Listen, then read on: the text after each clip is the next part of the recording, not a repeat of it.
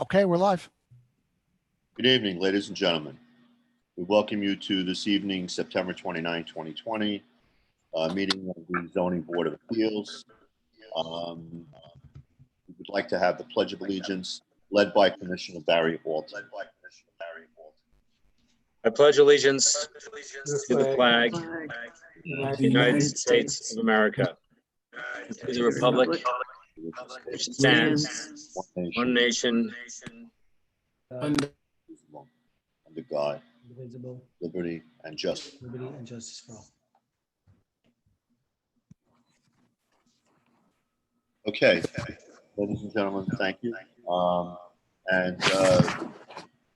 Secretary Lynch, do you want to take the attendance, please? Yes, Commissioner Alton, present. Commissioner Creighton, Present. Commissioner Acevedo, Present. Commissioner Reckner, Present. Commissioner Brooks, Commissioner Leonetti, Present. Chairman Morelli. Present.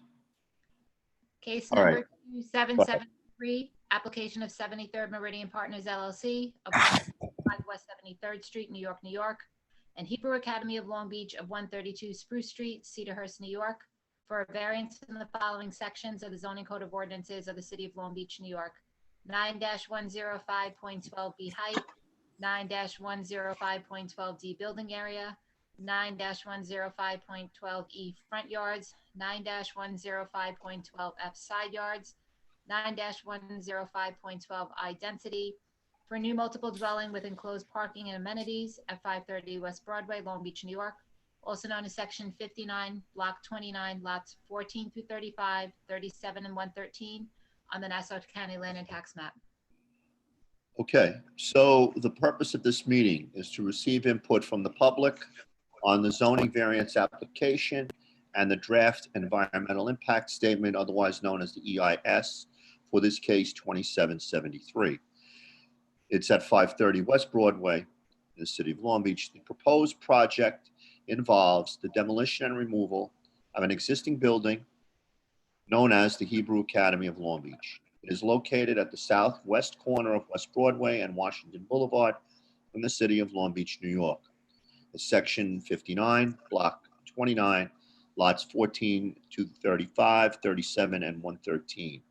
The application proposed the construction of a 9-story, 126-unit condominium with basement and ground level parking garage on a 1.72 acre property. The property is located in the Residence N zoning district. The applicant has identified a preferred alternative in the draft environmental impact statement that seeks to reduce requested variances while conforming to the applicant's objectives. The alternate development scenario, referred to herein as the mitigated alternative, entails a reduction to 112 residential units and a pair of 7-story buildings with ground level parking. The applicant will provide additional information regarding this alternative plan in their presentation this evening. To be clear, no decision will be made on this project tonight. The zoning board must complete the environmental review of the application before a decision can be made. And I would like to introduce to you Ms. Carrie O'Farrell, the zoning board's environmental and planning consultant, to go over the background and the next steps further on this application. Good evening, everybody. My name is Carrie O'Farrell. I am a partner at the firm of Nelson, Pope and Voorhees, located at 70 Maxis Road in Melville, New York. And I have been assisting the zoning board with their review of the application and the draft environmental impact statement. The ZBA is the lead agency responsible for completing the environmental review of the proposed application pursuant to the State Environmental Quality Review Act, or SEQRA. On June 22nd, 2017, the ZBA found that the project had the potential for one or more significant environmental impacts and as a result, issued a positive declaration requiring the preparation of the draft environmental impact statement. We are here this evening to receive public comments on the draft environmental impact statement and the variance application. The draft environmental impact statement was originally submitted by the applicant in October 2018 and was reviewed by my office for completeness along with the board, and revised by the applicant and resubmitted several times between July 2019 and February 2020. On April 23rd, 2020, the draft environmental impact statement was accepted by the ZBA for public review and posted to the City Zoning Board of Appeals website under the link for this case 2773 530 West Broadway. A hard copy of the draft environmental impact statement may also be viewed at this time in person at the security desk in the lobby of City Hall. All written comments that have been received on the draft environmental impact statement are also posted to the City ZBA's website under the 530 West Broadway application page. The board originally opened the public hearing through July 3rd, 2020, and held a public hearing on June 4th, 2020 to provide the public with an update of this application and to provide information on how to view and submit comments on the draft environmental impact statement. Given the limitations associated with the COVID-19 pandemic, the ZBA extended the public comment period until October 2nd, 2020, to allow for additional time for the public to review the draft environmental impact statement. As of this month, the city has begun using the Zoom virtual format, which allows the public to provide live comments in a virtual format to the board. This hearing was then scheduled to allow for the public to provide verbal comments directly to the board using this virtual format. The comment period for the draft EIS has been further extended to October 9th, 2020 to allow for written comments to be submitted an additional 10 days after this hearing. As we are anticipating a number of participants tonight, we are asking you to limit your remarks to no more than 3 minutes to allow everyone an opportunity to speak. Comments made in writing carry an equal weight as comments made verbally during this hearing. So you are encouraged to provide written comments in addition to or in lieu of any comments made at the hearing if you need additional time or have additional comments. So next steps. After the close of this comment period, the ZBA will provide all written comments and a copy of the hearing transcripts to the applicant. The applicant will then prepare a response in writing to all comments referred to as the final environmental impact statement. All comments on the variance application and the draft EIS will be addressed in the final environmental impact statement. This document will be reviewed by the ZBA and its consultants for completeness and to ensure its accuracy and responsiveness to public comments prior to being accepted. Once it's accepted, it will be available for public review, again, on the City ZBA website. The final step in the environmental review is the preparation of a finding statement. The finding statement weighs and balances relevant social, economic, and environmental issues, looks at identified impacts, and assesses the adequacy of identified mitigations to establish the basis for a decision on the project. After the finding statement is issued, the ZBA may then render a decision on the variance application.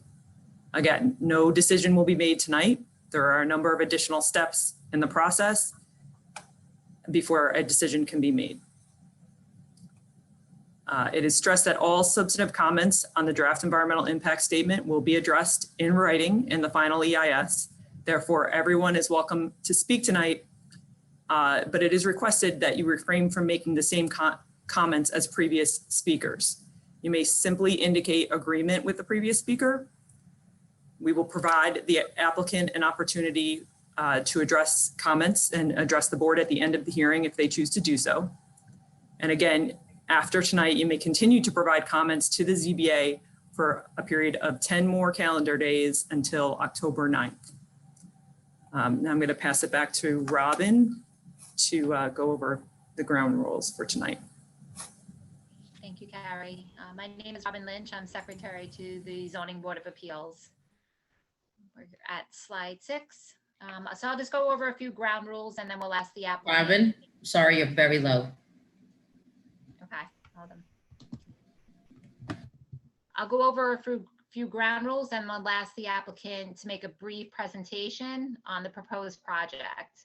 And then we'll open up the meetings for public comments. If you wish to speak, you must raise your hand feature at the bottom of your screen. I will call on individuals by name and will unmute your microphone.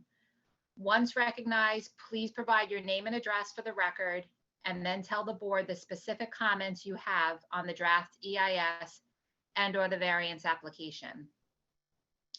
As we are expecting a number of participants tonight, we are asking everyone to limit their remarks to no more than 3 minutes to allow everyone an opportunity to speak. I will signal you when your 3-minute time limit is up. Please speak clearly as your comments will be made part of the record and will be addressed in the final EIS. Again, comments may also be provided in writing via email or in letter format. The email and physical address are provided on the city's zoning website. Written comments have equal treatment as the verbal comments provided this evening. Okay, now I would like to invite the applicant to provide a project overview before we open the hearing for public comments. Following the applicant's presentation, we will hear from the public.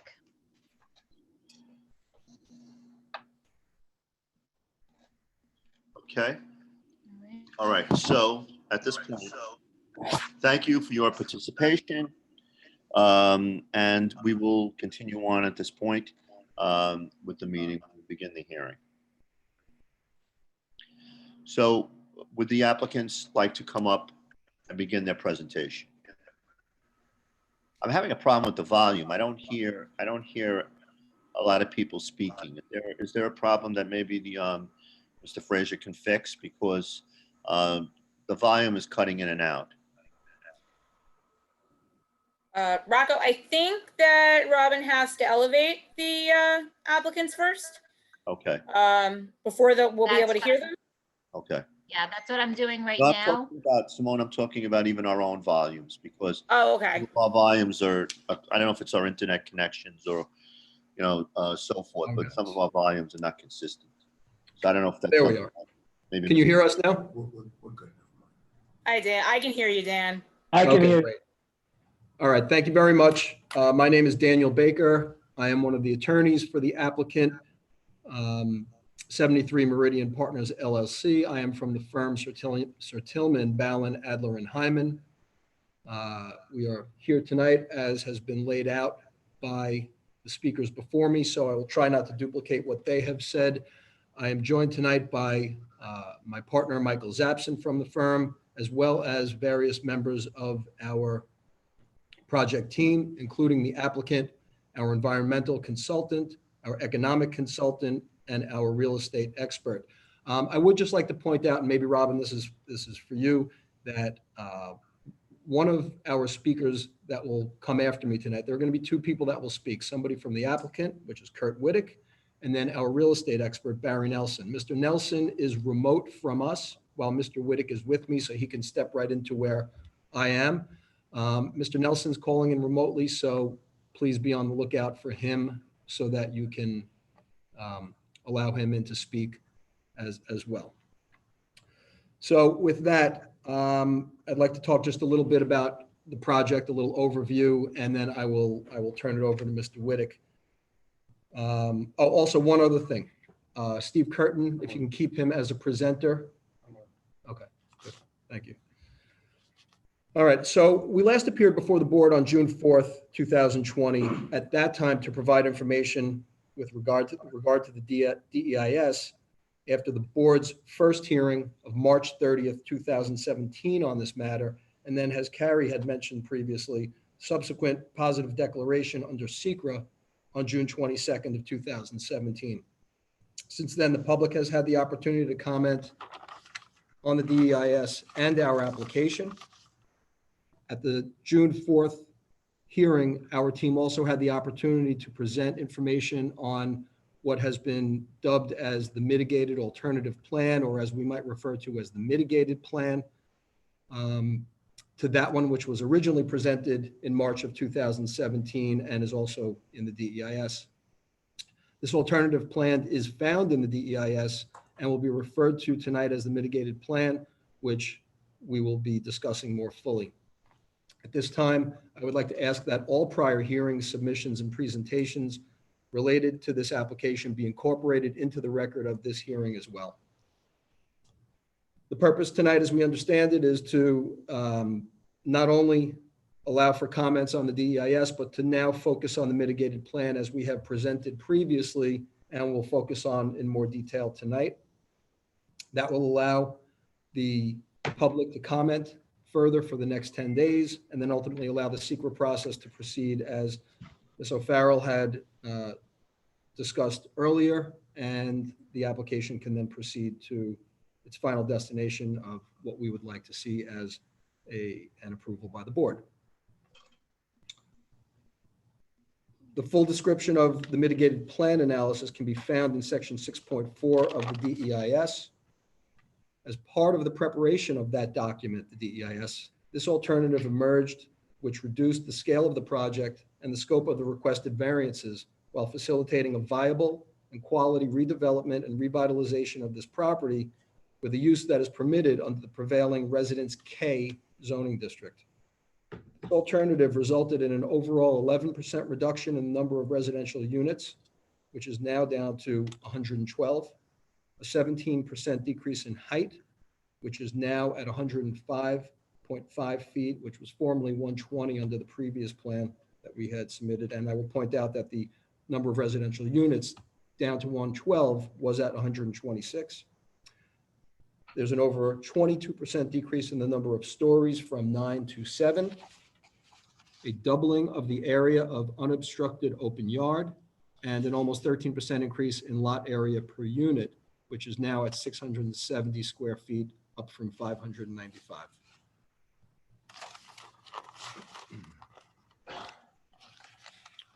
The mitigated plan requires variances from section 9-105.12 of the city zoning ordinance as follows.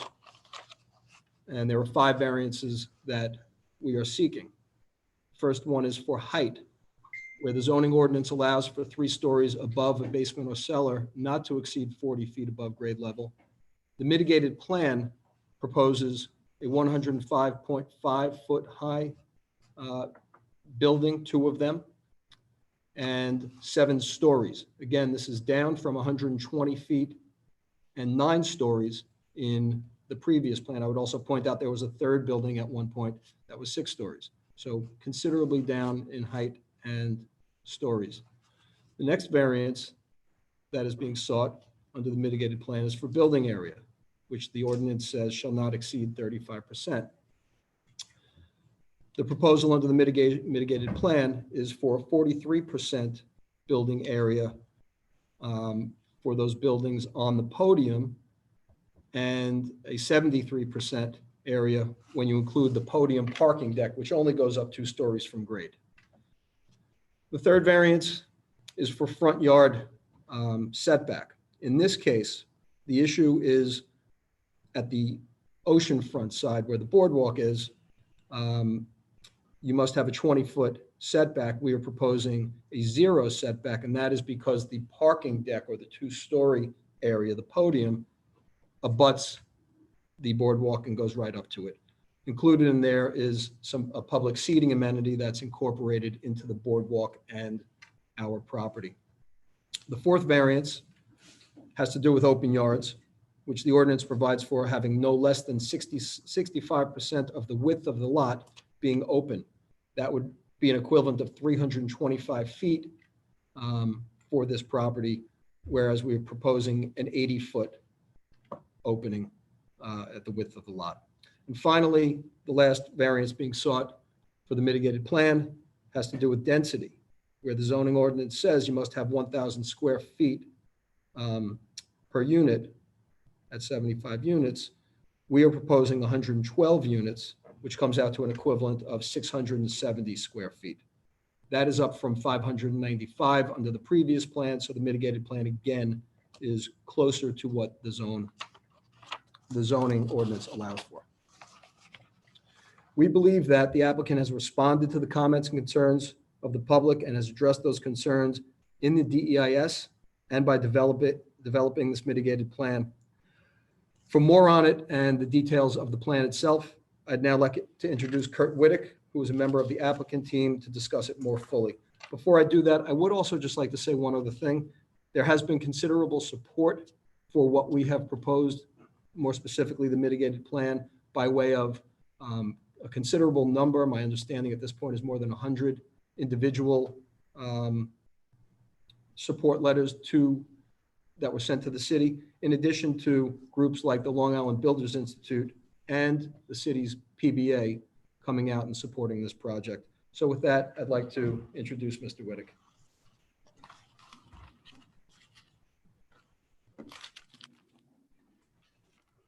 Good evening, Mr. Wittick. Can you just give us your name and address for the record, please? Yes, Kurt Wittick, 165 West 73rd Street, managing member of 73rd Meridian, developer on the project and owner of the property. Thank you. I'd Go like ahead. to briefly go through what the project is and why it is what it is. We have a two-building residential atop of a two-story podium. There are 7 stories in each of the building above the podium. There is a amenity building, a clubhouse in the middle, and the pool obviously fronts the boardwalk. The entire size of the structure is 298,000 feet. The net sellable area of the 112 units is 176,000 feet. There are 84,000 square feet of parking, roughly 22,000 feet of amenities, including the pool deck and the clubhouse. Of the 112 residents, we have 56 1- and 2-bedroom units and 56 3- and 4-bedroom units. There are 56 units in each of the buildings. We have fully compliant 223 on-site parking spaces in 2 levels of parking. The square footage range is from just under 1,000 feet to close to 2,600 square feet of interior space. Our proposed selling prices are between $750,000 and $3.6 million. That averages roughly $950 per square foot. And the overall sellout of the project at those numbers would be just under $160 million. At those prices, the annual revenues to the city are projected to be $2.829 million annually. And the city and county is broken down, as you see on the slide, $1.1 million to the city, $1.4 million to the schools, and $260,000, give or take, to Nassau County. So significant economic development activity will result from the construction of the job and from the economic activity generated in the community by those who ultimately live here. We feel that this is a luxury project, and the price points, I think, bear that out. The buyers are likely to be affluent, relatively. So question would be, how does a project like this get to have the fiscal impact that it will? And I think the answer is in the obvious project and product that we're creating. This is I would call it state-of-the-art, modern building, responsive to the demands of what today's buyers would seek in an oceanfront lifestyle community that has a full array of amenities. We have a clubhouse with a kitchen. We have a in-house gym, fitness center. We have a large pool deck, 12,000 square feet, with an infinity edge pool that fronts the ocean. We have a theater. All of the materials that will go into this, I think are higher end materials. We have high floor to floor heights. So we have roughly 10-foot finished ceilings. We have floor to ceiling glass in many of the areas fronting and facing the ocean. We have glass balcony rails. And this is clearly a departure from what is seen, I think, predominantly on the boardwalk in Long Beach today. And this is in response to what we undertook as a fairly extensive exercise in researching what the market would be and what would need to be included in the way of amenities to create a sort of homogeneous, comprehensive oceanfront lifestyle, self-contained community. One of the other things that Attorney Baker mentioned, the circled area in this drawing is a 125-foot long seat bench that will be on our property and will face the boardwalk. We think that the interface that the project provides to the boardwalk is a departure from what is mostly the case along the boardwalk, and that this will be engaging to the public. It will be an amenity for the public, something that would be used on a consistent basis and add to the overall feel of the boardwalk in that location, which I think, again, is a significant departure from what it is in other areas. That amenity deck that you see where the pool is contains two dog walk areas, one on either side of that club room. And, you know, there's a high likelihood that one could live in this facility and work out there in the morning, swim in the morning, sun, walk the dog, and not a lot of offsite would be necessary. So it's a significantly amenity-rich lifestyle oceanfront community, which is what we sought. So the DEIS has obviously been addressed in a much more official capacity, but the relevance here is that we did come before the board 3.5 years ago in March of 17, and we presented our 126 unit 969 plan and were advised in the environmental impact review process to reduce it and reduce its impacts. So we undertook a fairly extensive re-examination of all of the design attributes with a goal in mind of being as responsive as possible to the comments that we had received, to reduce the scale of the project in response to those comments, and to try to create a win-win situation for us and the city where we would reduce the scopes as noted and still allow for a viable project and hopefully be responsive enough to satisfy some of the concerns. There were an obvious array of studies that we were requested and required to undertake that we and our consultants agreed upon with the city's consultants, some of the list of which you see. In all of the, I will call it science and engineering, as we said 3.5 years ago when we appeared before the commission, we submit to the realities of the engineering sciences and what the studies would reveal. We maintain that position today, and we think our document comprehensively addresses that.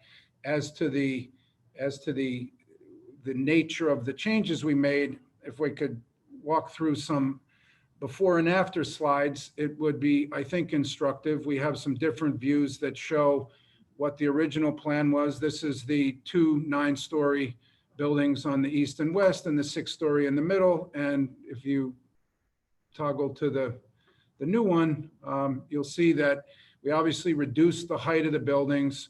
We pushed the buildings 15 feet each in closer to the center of the site.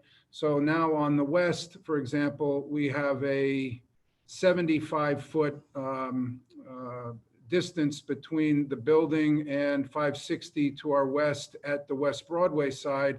and it's actually 90 feet at the front of the property to the edge of our building.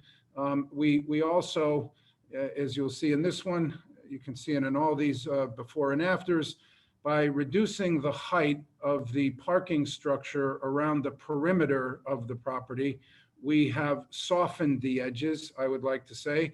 So, and this is a distinction that is important because I don't want to be accused of miscommunicating something.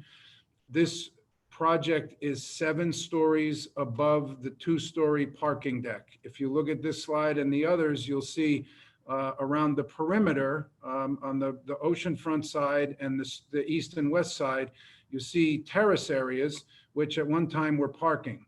So it's very prolific in this view. That's the previous plan, and this will be the new plan.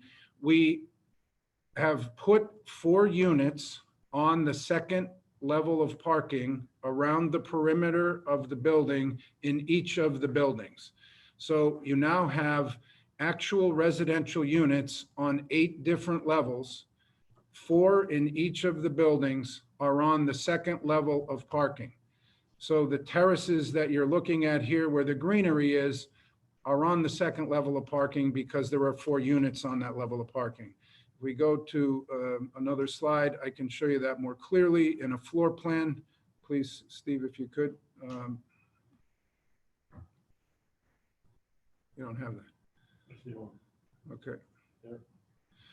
So this is the floor plan of the second level of parking. You can see that there are obviously parking spaces in the middle, but at the perimeter, there are 4 units on each of those buildings that soften the edges and achieve a level of density and a number of units for us, and we kind of fit them in there on the parking level. Incidentally, the parking levels are independent of each other. There are no internal ramps, so you can drive in and out of each of the levels from the ramp that is the arrival point on the for the upper level, and you can drive in and out of it on the lower level. It's somewhat more efficient in its ability to fit the required parking. And in this plan, you can see the dotted line shows the building above. I don't know if you can move your cursor to show that, Steve, where the dotted line is or not. Yeah. Yeah, that's the building above. So that's the podium above. And this is essentially half of the floor contains those units. And there will be some other relevance to that in this height slide that I'm going to show. Again, to dispel any misconceptions.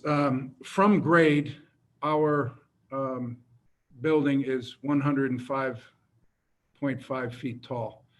FEMA height is 6 feet above our grade. So anybody who would build in today's world would have to comply with FEMA. So no matter what, and it's relevant to the 2 buildings to either side of us, they're also 7 stories. Why are we 30 feet taller? 2 reasons, or 3. One is we're picked up automatically by 1 story to fit parking on the grade level. We are up a second level because we are accommodating more parking, and we're accommodating our podium deck that overlooks the boardwalk and the ocean.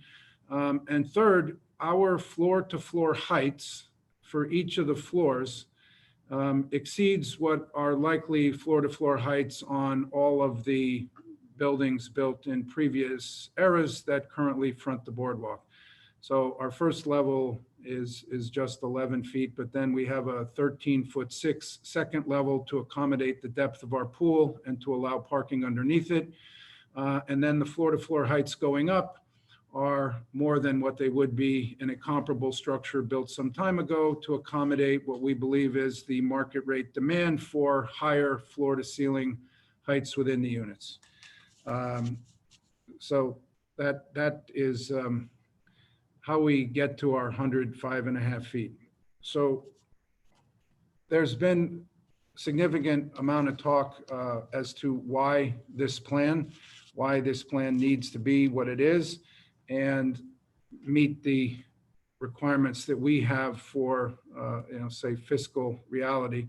So when we undertook this project, we obviously wanted to create a project that would be marketable, would be desirable. We hired a marketing company to consult with us, and they did a market study and advised us that in order to achieve certain price points, we would need to have certain design attributes, certain material quality, certain look, feel, and we would need to be a self-contained lifestyle community that would contain pools, hot tubs, sun decks, club rooms, fitness centers, theaters, and a certain look and feel that is responsive to what a buyer would be looking for in today's world for a first-rate oceanfront project, and what we would need to include to meet certain price point guidelines. And we were advised that we need to include all the things that we did,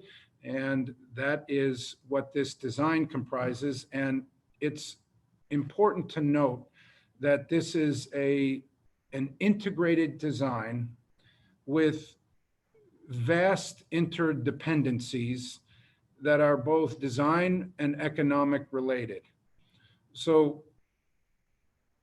we have to include a certain pool presence, a certain clubhouse presence, and a certain number of parking spaces. It was sacred in our plan that we not violate or need any zoning relief for that. So when you get into the, let's say, calculus of how the design works with the economics, we pared back from where we were. The other thing I didn't mention before was that on the 7th floor here above the podium, we also set back that, what we're calling the penthouse. There are 4 units in each of those buildings, and that 7th floor is completely set back, so it doesn't present the way the other building did, which was a full design, full to the perimeter of the building, all the way up to the 9th floor. This is set back, which we think also visually diminishes the impact to passersby and such. So the point I'm making is that the interdependencies are not just design related. We need a certain number of parking spaces that needs a certain level of levels of parking in order to fit them. And the ultimate distribution of the common area costs across the number of units, the smaller the number of units you get, obviously the greater the burden that each of those units bears of those amenity costs. And your selling points get challenged because I think the market can only bear a certain price per square foot.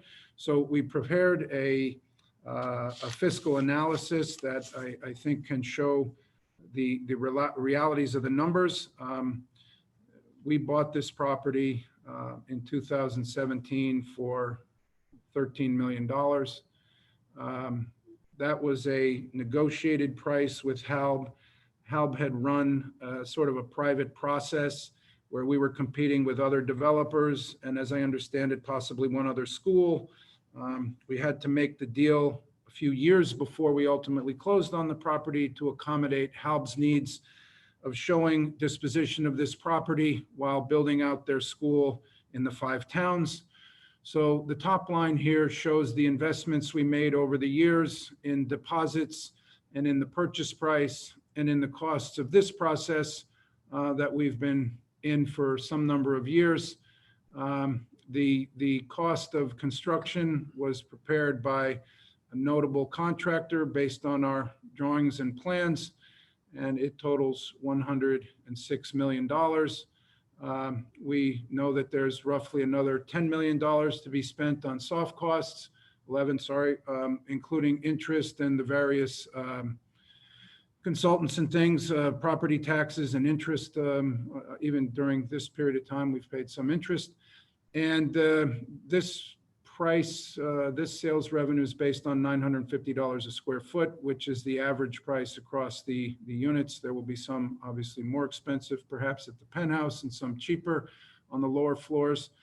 And if you do all the math and run an internal rate of return calculation, this investment, if we're able to build the project in 2.5 years after our approvals and sell it out in 3, generates just under 5% internal rate of return. So maybe if we had been thinking, we would have bought Amazon stock in 2014 or something, and we'd be selling shaved ice on the beach in the Bahamas right now. But at any rate, these are the real numbers and the returns that we will generate if all goes well. And that integrated design I spoke of assumes achieving these numbers, both in costs and in revenue. And if this project were cut in any way, it would not be this project. It would become a different one, which would require a different application and not this application. And I would proffer we wouldn't achieve the per square foot selling price, the aggregate selling price, and we wouldn't generate the 2.8 million and change of annual revenue to the city. So our value proposition, I think, is to the public and to the buying community, a beautiful, architecturally significant, state-of-the-art lifestyle community on the ocean, on the boardwalk in Long Beach, and whatever profit we derive from that. And I think the value proposition to the city is a handsome replacement to a dilapidated structure that is in reasonable scale with the proximate properties that will add a tremendous annual benefit fiscally to the city in a time where the city clearly needs a significant annual benefit to its revenue stream. And we've engaged in significant dialogue with some of the folks that feel one way or another about our project. And $2.8 million is not a small amount of money on an annual basis. And as the years tick by, it adds up. 10 years, it's almost $30 million, and that's a lot of money.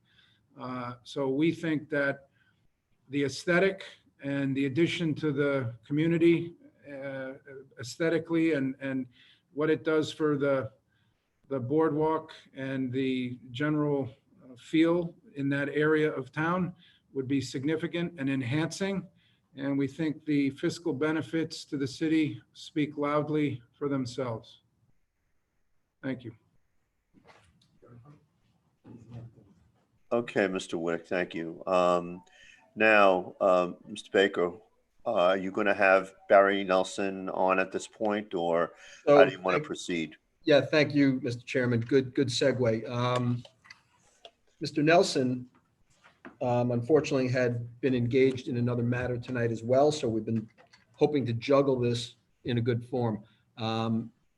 Apparently, he got called in much earlier than he thought on that one and is in the middle of that. So if it is possible, we'd ask that we temporarily put Mr. Nelson aside and bring him in once he's available, if that's okay. Yeah. What did you propose to do after Mr. Nelson? Wrap up and hand it back to you. Okay. All right. If you want to do that, we can start the comment process, and then, Well, maybe Rocco, though, I don't know. I think we should probably want to give everybody an opportunity to hear what Mr. Nelson has to say before we start the comment period so that they can adequately, if they have comments. Do we know how long, Dan, this is going to be? We don't, but not too much longer, I would think. I just can't say. I don't know if it'll be 5 minutes or 15 minutes or 20, because as we all know, hearings can go in completely different directions than you might expect. So we don't know. And he's not here in the room with us, so we can't even, it's not like he's presenting, in another Zoom somewhere else. He's actually live somewhere. Okay. And no one else has the materials maybe that they could at least read out that he was going to present? No, because he's the expert in that area that we wanted him to comment on. Okay. I actually have 2 questions for you, Dan. Just okay. Well, yeah, to we can ask all clarify questions. while you're just to clarify for you. So, do you have the height in height and feet and or stories of the 2 other buildings on either side of the proposed development? I just wanted to clarify that for the record. Yeah, 70 feet. To which one? To the which? To the what? East, west? Both of them are, and seven, Okay. 7 stories each. And 7 stories. 7 feet, 7 stories. And this one is 9 above grade and 112? 105. 105, I'm sorry. I had a question about, well, when Simone is finished. And then I was also, so the property was purchased for 13 million.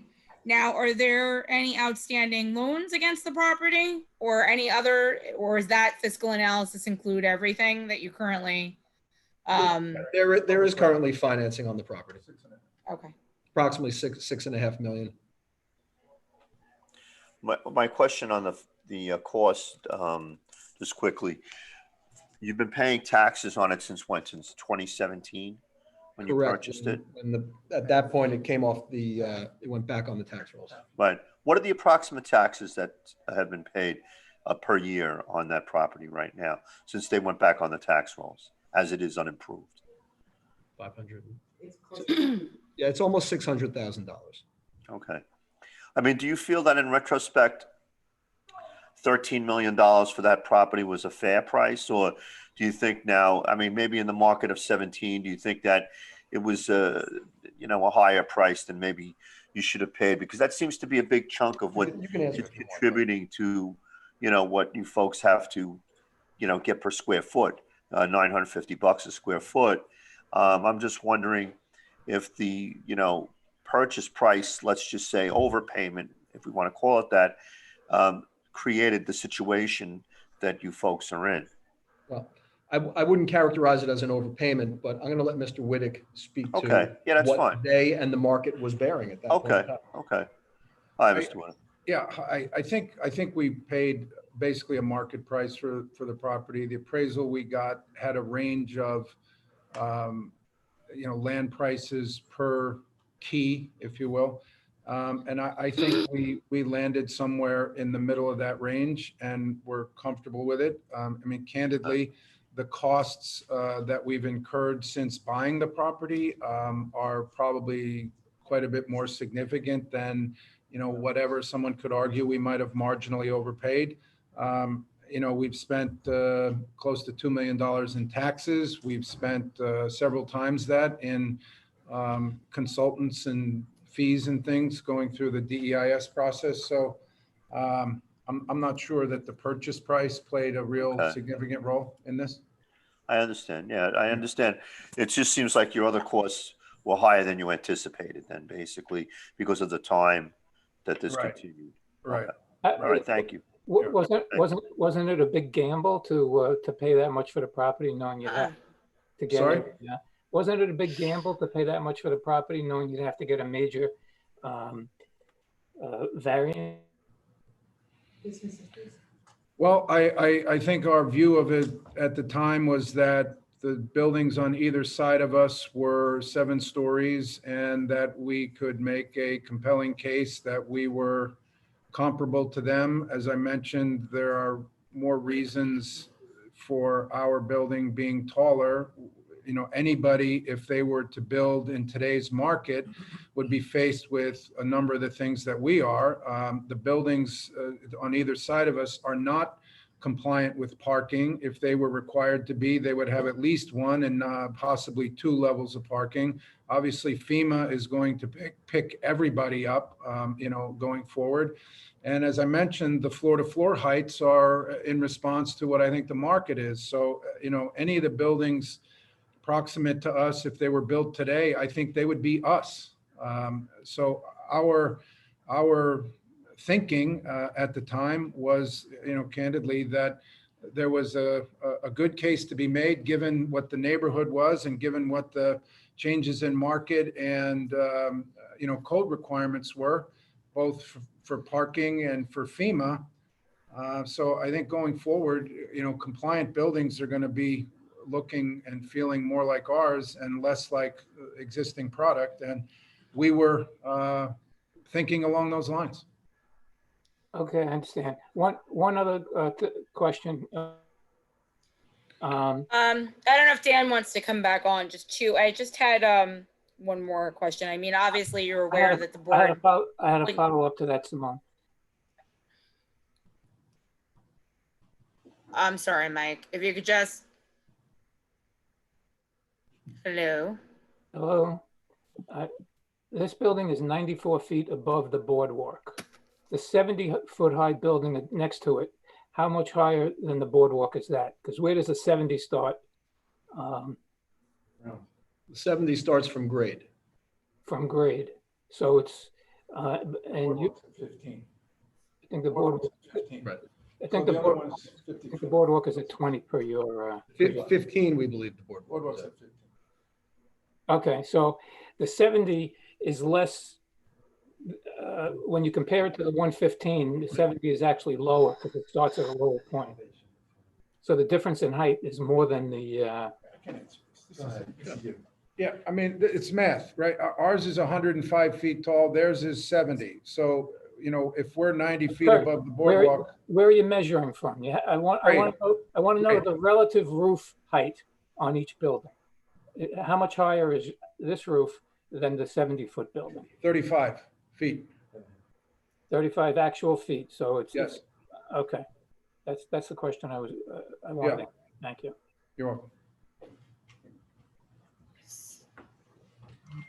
So just going back to Dan, and I don't know, Kurt might actually have to handle this, but I mean, obviously you're aware of the factors for variances, and you know, it's obligated to be the minimum variance required. So perhaps you can indicate why. I mean, if you're noting that the other buildings, or even like buildings, obviously this is a substantial variance, but the two neighboring buildings are both 70, and they're both 7 feet from grade up, basically, 7 stories, I'm sorry. So why is this the minimum that you can manage? And would there be any consideration for something that is less or more in line to the character of the other two buildings that are adjacent to the property? Yeah, so it is, meaning that this is the minimum that would be acceptable here and that would have any economic viability. You know, some of this is what Barry Nelson would be talking about. Kurt can speak to this also, but we've discussed it internally. Obviously, there are different plans in the DEIS, including the mitigated plan, the as-of-right plan, another plan that was suggested to include, which was, and the reality at the end of the day, when you crunch all the numbers and you put everything into the process, this is what is viable to create, and I'm going to hand it over to Kirk because he speaks very eloquently on this, but this is what allows to create the type of development that is being proposed instead of something that might be of significantly lesser quality and marketability at this point in time.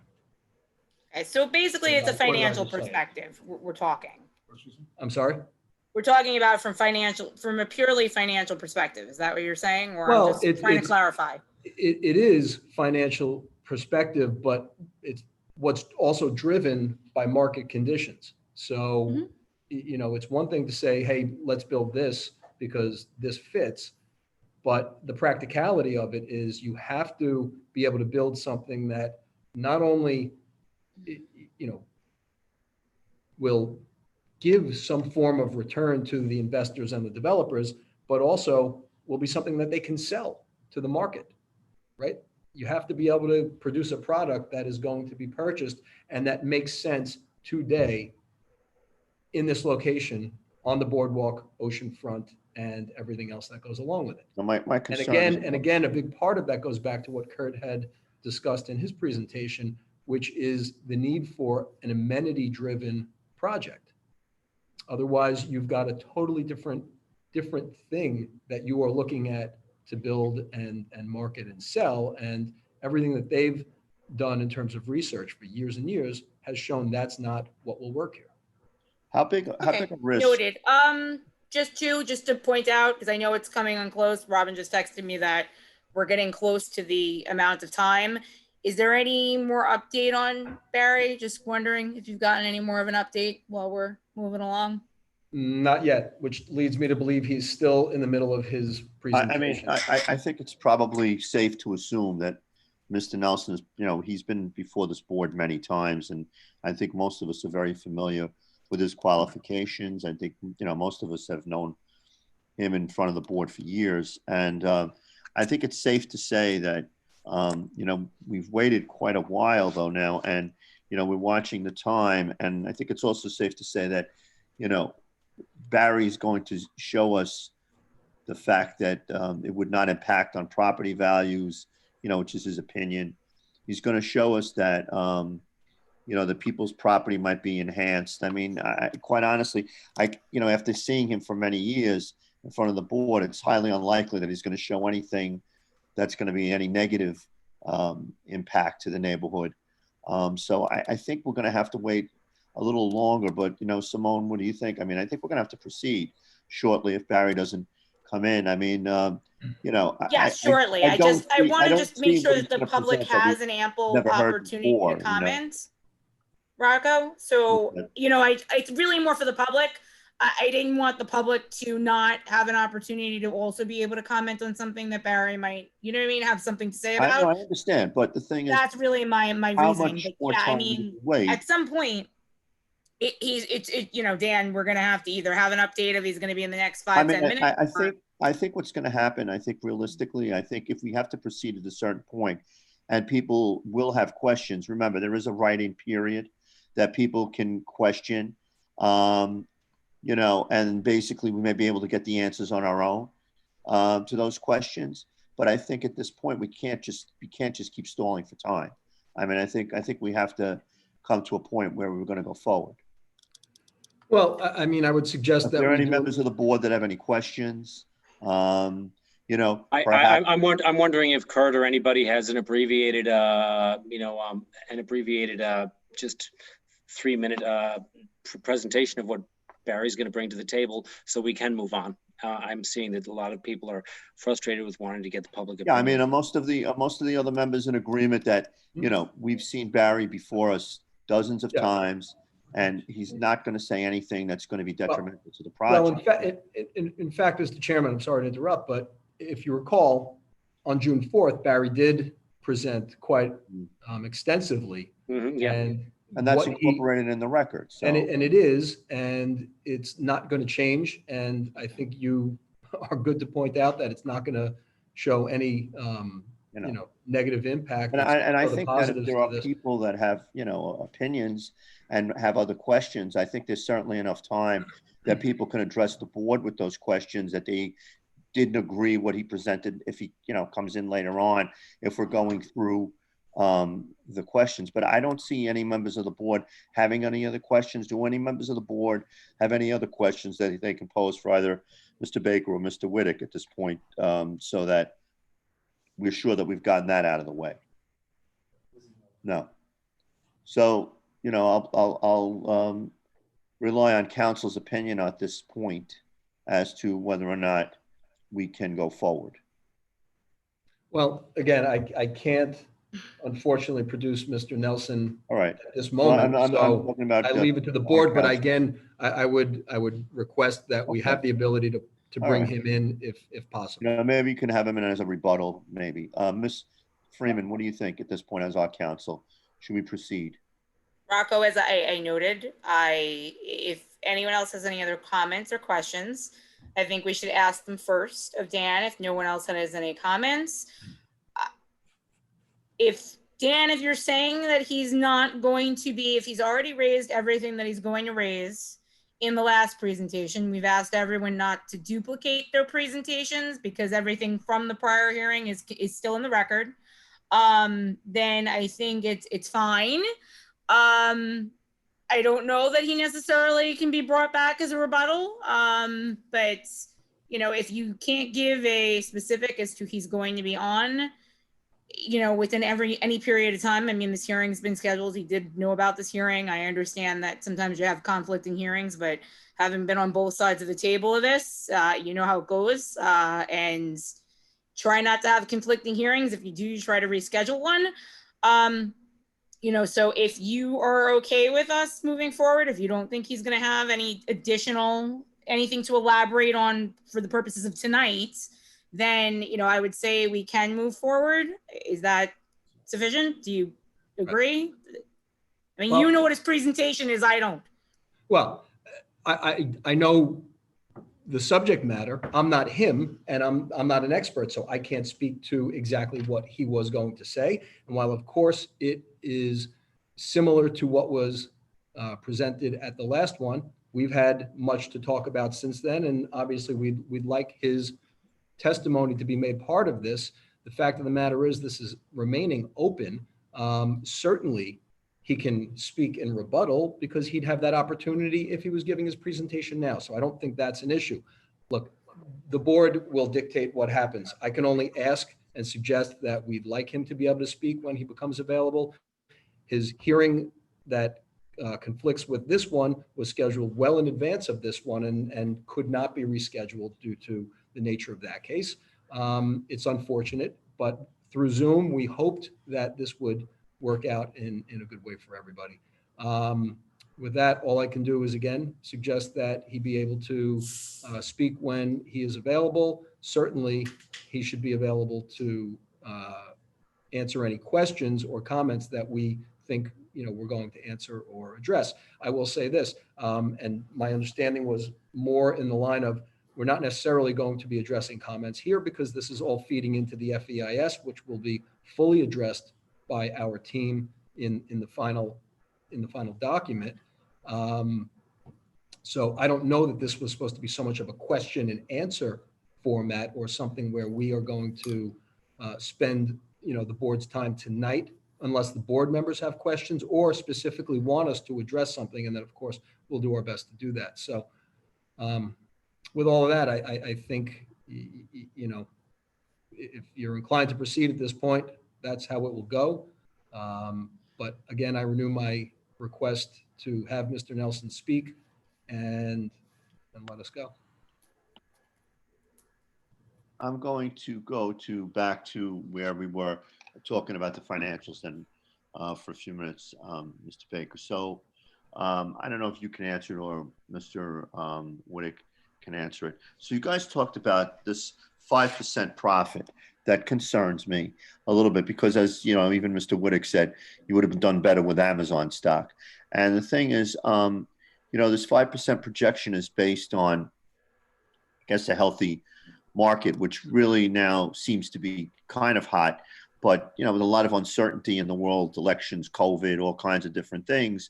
What if the market does turn around, let's say in a year for the negative because COVID's still around, et cetera? What happens, if money is tight, rates are starting to go up again at that time? When you first started the project, because you pared it down, you gave us a mitigated plan. And this mitigated plan renders like 5% profit margin. What was the profit margin that you guys were shooting for originally when you were first thinking of paying the $13 million for the land? In other words, if you had to shoot the moon and you would have gotten what you first asked for, what would the profit margin have rendered at that point? Do you know? I can't say definitively, but obviously the longer the time goes, the greater the pressure you apply to the internal rate of return. So, I mean, there's still a healthy absolute profit on the job in this case, and I think some margin for error. But there's, time is what drives down that internal rate of return. So obviously we don't have a crystal ball now, and we didn't have one then. I think if anything, COVID is probably helping. Anything that's not Manhattan and anything that might contain some open space and get people near a beach and a pool. But again, we're racing the clock, right? If this building were built today, we would have sold it out in the last few months. You can ask almost any realtor in town, and I think they would tell you that. So I think we're always subject to the variables that you mentioned, whatever the interest rate environment is, whatever the different pressures on the market are. And there is a certain belief that we have, and that is that they don't make oceanfront property anymore, so that there's a certain sanctity to the value placed on oceanfront residences, I think we still believe in that. Okay. So you still think that, 5% would be a safe return no matter what I happens, can't the win next couple Rocco. of years to the market rates and everything else? That would be kind of like your absolute safe return and anticipation. It could go a little higher though, too. True, Well, right? the term, no matter what happens, is a pretty big term, right? So Okay. I don't know if I could say Well, that, but I let me think in go for animals. foreseeable, So let's yeah, say the Long Island is hot right now. And, you read all these things about, as you mentioned before, people, anything but Manhattan, people on Long Island now are getting more than asking price for homes and stuff. So let's just say that trend continues for another year, 2 years. How long would it take you to build? Let's say, for example, you had all variances granted this month, let's just say. How long would it take to build this project from start to finish to the point that you could actually sell apartments? well, we could do a filing with the AG and we could sell apartments, fairly quickly. But when we could close on them, I maybe really more what you're asking. So Right. we could race to get our construction drawings in final form and tear down the building. I think from the time we start tearing down the building till when we would be able to get C of Os on significant number of units is probably something on the order of 27 months. Okay. Okay. So in 27 months, or within that 27-month period, you would say it's safe to say that the market is still going to be strong as it is right now. So you would still be able to achieve that 5% return at least. Yes, I would think so. Okay. All right. Thank you. Yeah. All right.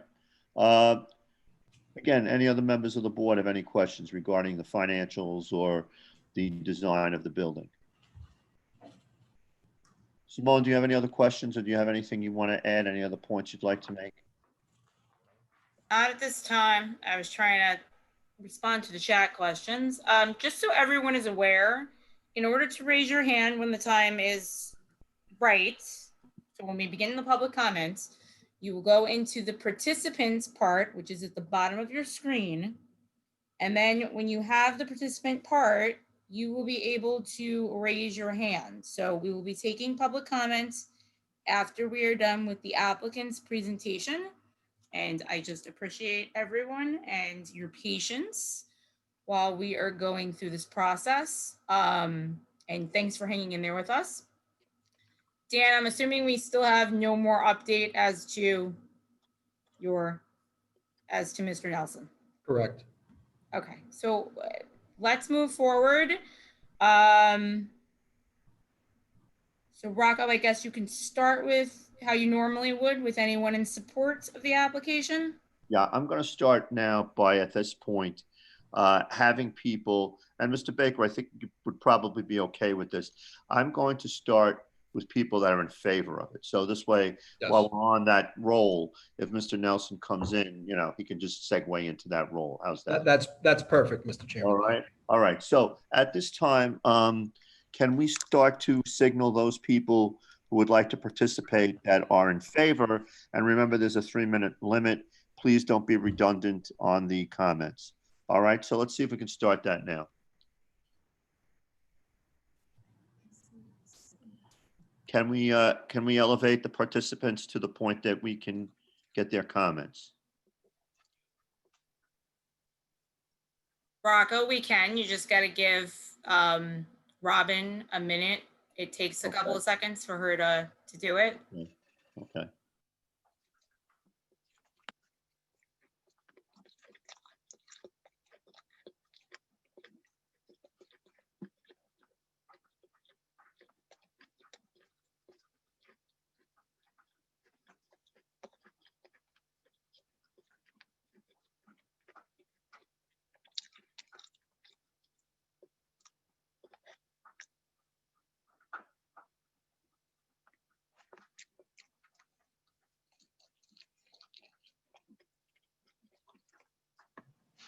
I am here. No club soda. Hello, hello.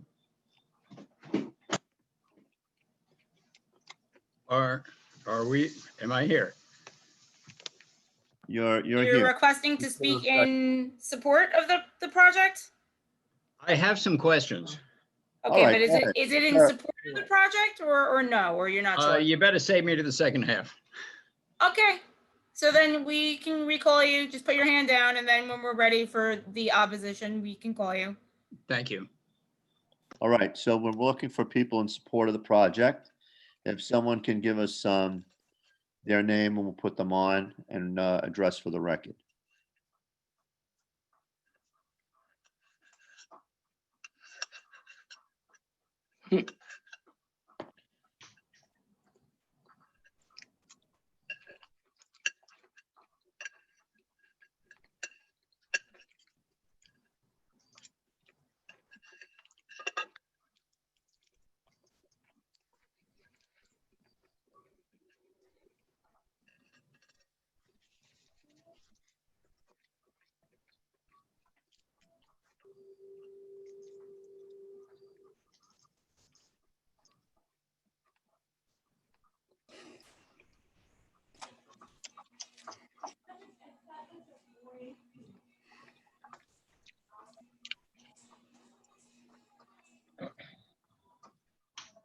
Again, I'm just asking everybody to bear with us. I know Robin is diligently trying to elevate. We're all navigating the Zoom world with you.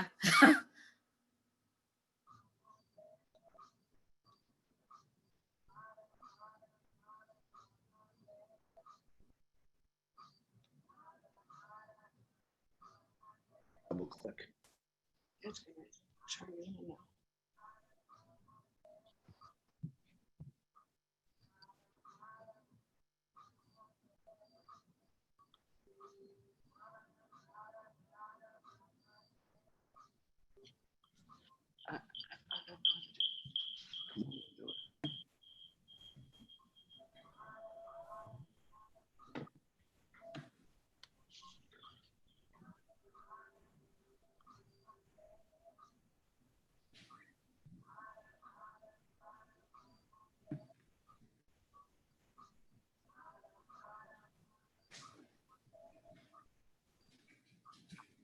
Yes, hello. Hello? Yes, this is Brian Bradish. How are you? Okay, Brian, you're in support of the project? Yes, I am. Okay, take it away. Go ahead, Brian. Just give us your name and address. Brian Bradish in support of the project. Brian, just your name and address, please. Yes, my name is Brian Bradish. I reside at 740 West Bay Drive, Long Beach, New York. Okay, so Mr. Bradish, tell us why you're in favor of the project. Well, I would like this, that it's going to be $2.8 million in taxes the city needs. I'm a lifelong resident of the West Home community. I think luxury apartments would be wonderful to have down here. And I think it should, a project that should definitely be going through. Okay. Thank you very much, Mr. Bradish. Anything else? That's it. All Thank right. you very much. Have a good night now. Yes, thank you, Mr. Bradish. Anybody else now? Yes, my name's Alan Kinnemer. All right, Mr. Kennemer, give us your name and address, please. Sure, my name's Alan Kinnemer. I'm at 263 Mercury Street in East Meadow. However, today I'm here representing the Long Island Builders Institute, and I'd like to read a statement. Okay, go ahead. Okay. The Long Island Builders Institute, which consists of 600 members, would like to express its strong support for the proposed application for 530 West Broadway, which would replace the vacant facilities from the Hebrew Academy of Long Island into 12 oceanfront residential units that will contribute to the betterment of Long Beach. The project would improve the quality of life in the area because it features modern multifamily residential housing. The property was formerly tax exempt, and introducing the housing would enhance Long Island's economy because of the significant increase in tax revenue. The housing near the site would increase in property value because of the modernization. It's also a motivating factor for more revitalization in Long Beach. In 2007, the city of Long Beach released a comprehensive plan which claimed that the city needed to provide more residential housing. The new building will contain the amenities of today's purchasers' demand. To have these amenities, 112 units are necessary to justify the cost. When completed, the increase in property value will be passed along to all of the area. We strongly urge you to approve this application. Thank you. Okay, all right, thank you very much, Mr. Kennemer. Is there anyone else? Yeah, Brian Wells, can you hear me? Yeah, hi, Brian, how you doing? Good. Give us your name and address, please. Brian Wells, I represent the Long Beach PBA, 1 West Chester Street, Long Beach, New York. I just want to say the Long Beach PBA Board and its membership are in favor of the current proposal. The tax revenue is essential if city workers are expected to continue to provide the high level of service currently enjoyed by the residents.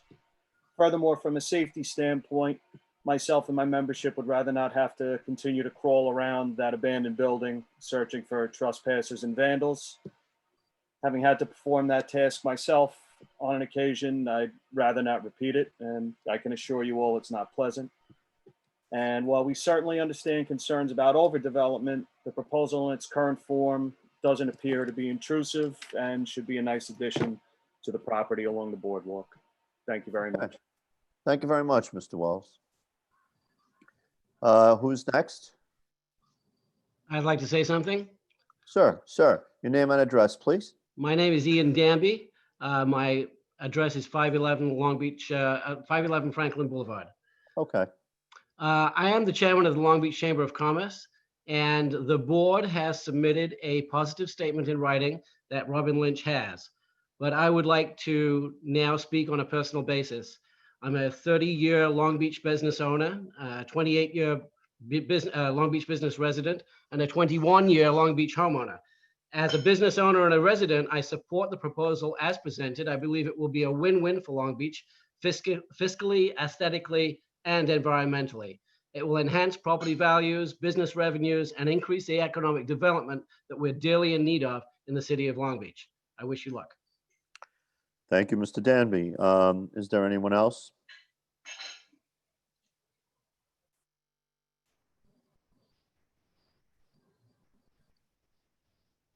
Robin, are you trying to get anybody else on?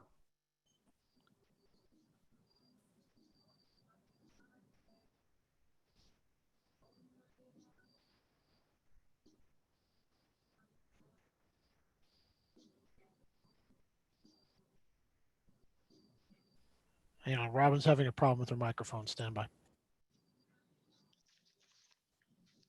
Okay, thank you.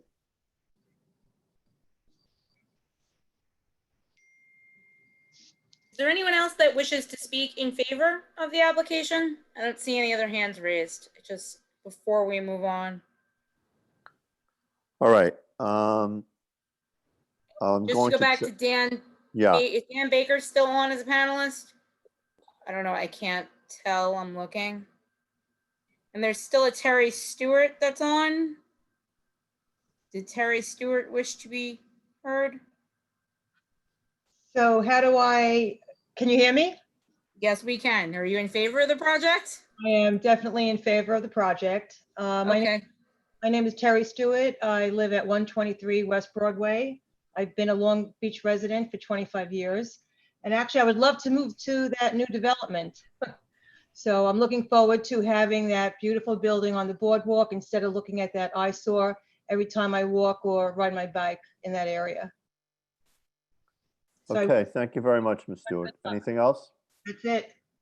All right, thank you so much. You're welcome. Okay, now, Robin, were you trying to get Mr. Baker back on? I am back on. Okay. I just muted while we were. Okay, no, that's fine. So, Mr. Baker, any word further on the situation of Mr. Nelson? Unfortunately, no. All right. I think at this point, we're going to have to move on to the next phase, which would be people speaking against. So, Robin, do you want to start pulling up that list, please? I believe there's a council representing some of them. Yes, Charles Petnick, is representing a number of the residents, I believe 20. We have a full and complete list that he has provided to Robin and myself. And he, I believe, has been elevated to present. Charlie? Can you hear me? Yes. Yeah, go ahead, Mr. Pecknick. Your name and address, and we'll go forward from there. Great, thank you, Chairman. My name is Charles Pecknick. I'm an attorney in the west end of Long Beach. My business address is 1005 West Beach Street in Long Beach, and I represent an organization known as the Long Beach Neighbors Against Overdevelopment. This organization is comprised of hundreds of local residents, most of which reside in Seaview Terrace, Beach Walk Landing, the West Home and the West End areas of Long Beach, who have opposed the application for the development of the above premises, as well as the mitigated alternative as the applicant has described. First and foremost, before I begin, I would like to just point out that many of the experts and residents of Long Beach are currently scattered throughout the country and can't travel. And unfortunately, we don't have contact with them due to the COVID situation that's been transpiring. As the board's aware, when this hearing first took place, we went and had approximately hundreds of residents appear for this hearing, and it went till about 3 o'clock in the morning. It was a very long, prolonged hearing where all of the residents were able to speak. I would like to, at this time, and I understand the board's concerns and the ultimate decision to move forward, but I would like at this time to request an adjournment so that the rest of the people who could not be here can be here. But nevertheless, without waiving my application for an adjournment, I'm just going to proceed. So before we begin, and for brevity's sake, and to keep this matter short, all of the presentation that I made before the board back in March, the residents who spoke, the experts who testified on our behalf, I'm going to ask that they be included in the record with the same force and effectiveness as they testified to and as was presented back on March 2017. Based upon that hearing, the board, as you stated, draft environmental impact study was required and has been submitted. And upon review, this is not satisfactory in my client's opinion and the residents of Long Beach opinion. There are numerous objections to the developer's proposed alternative. The one especially that he claims is meeting the applicant's objectives with reduced variances as described in 6.4 of the environmental impact study. But I would like to address a fact that the developer and the applicant passed over that I think is very important. In the actual initial application, the variance were being requested by the developer was done to maximize profit, and as a result would have a negative impact on the neighborhoods. As the Court of Appeals talked about in the application of Monroe Beach, the fact that the applicant could yield a potentially higher return if it built a bigger building is not ground for a variance. The variance sought in this alternative proposal had been minimally reduced from his initial application. And as such, the arguments and the opposition raised in the initial application by myself and the experts and the residents and the detrimental impacts it has on the neighborhood and the environment are renewed and in fact still have the same force and effect because the variances and the reduction thereof are minimal. As the board knows, it has to weigh 5 factors. It has to weigh, could this be achieved by some feasible method? Is it self-created? Is the variance substantial? Will the variance have an undesirable effect on the neighborhood? And will the variance have an adverse effect on the physical or environmental condition of the neighborhood? So based upon the draft environmental impact, this property can be developed without any variances. Charlie, I'm so sorry to interrupt you. I just want to give you the option. We've been notified that Barry Nelson is available now. So I just want to give you the option as to whether you want to proceed or whether you want to hear him first and then go. It's up to you. Either way, whatever you want. I wanted to just let you know that. We might as well just have him go. Okay, sorry. I just felt that maybe you want to, if you have anything to comment on based on what he says, I want to give you that opportunity. I understand. Thank you. Okay, sorry. Thank you. All right, if, Okay, so can we have Mr. Nelson then come on?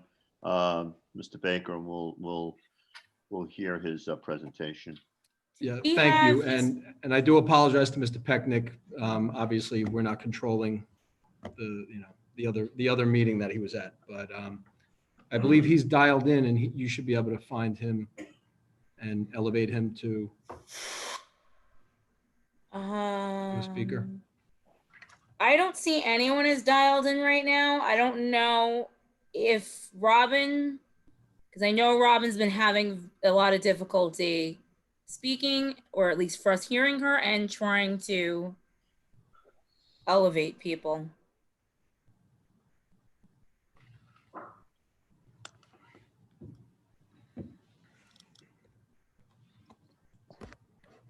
What is the last, do we know what the last four digits of his number are?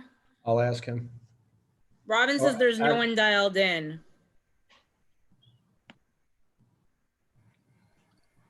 And again, thank you again to everyone that is. The last four digits of his number should be 4952. Okay. There's no phone. Well, yeah, there's no one People called.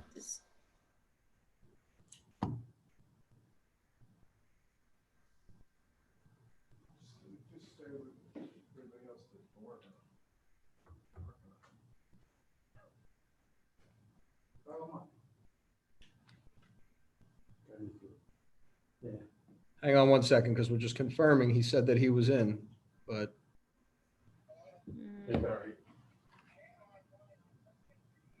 He's online and he's listening to the hearing. he says he's on and he's in there. He's not. And we're not, and believe me, we're not trying to be disruptive in any way, shape, or form here. He heard Mr. Pecknick There's a couple speaking, people so he on knows. with non-descriptive names. Is he on as under a different name?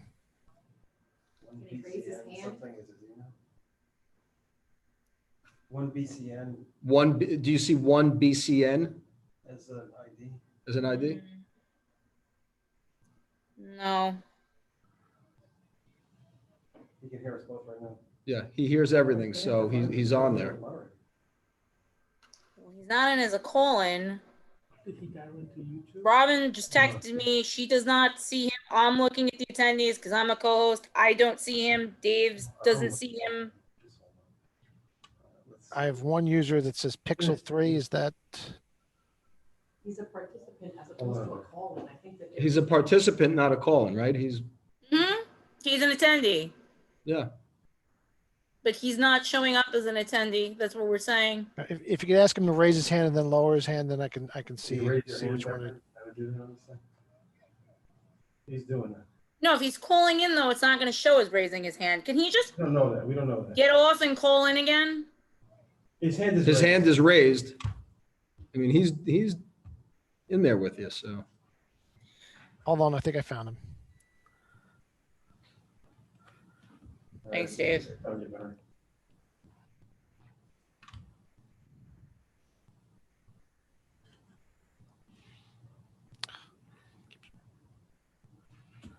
All right, we should get off this line. Okay, I think I gave him the option to unmute. There he is. There, that's him. Thank you. You got it? You're on. Okay. All right, Mr. Nelson, give us your name and address and let's move Hello? this along, please. Thank you. Barry Nelson. Can you hear me? Yes, please proceed. Hello?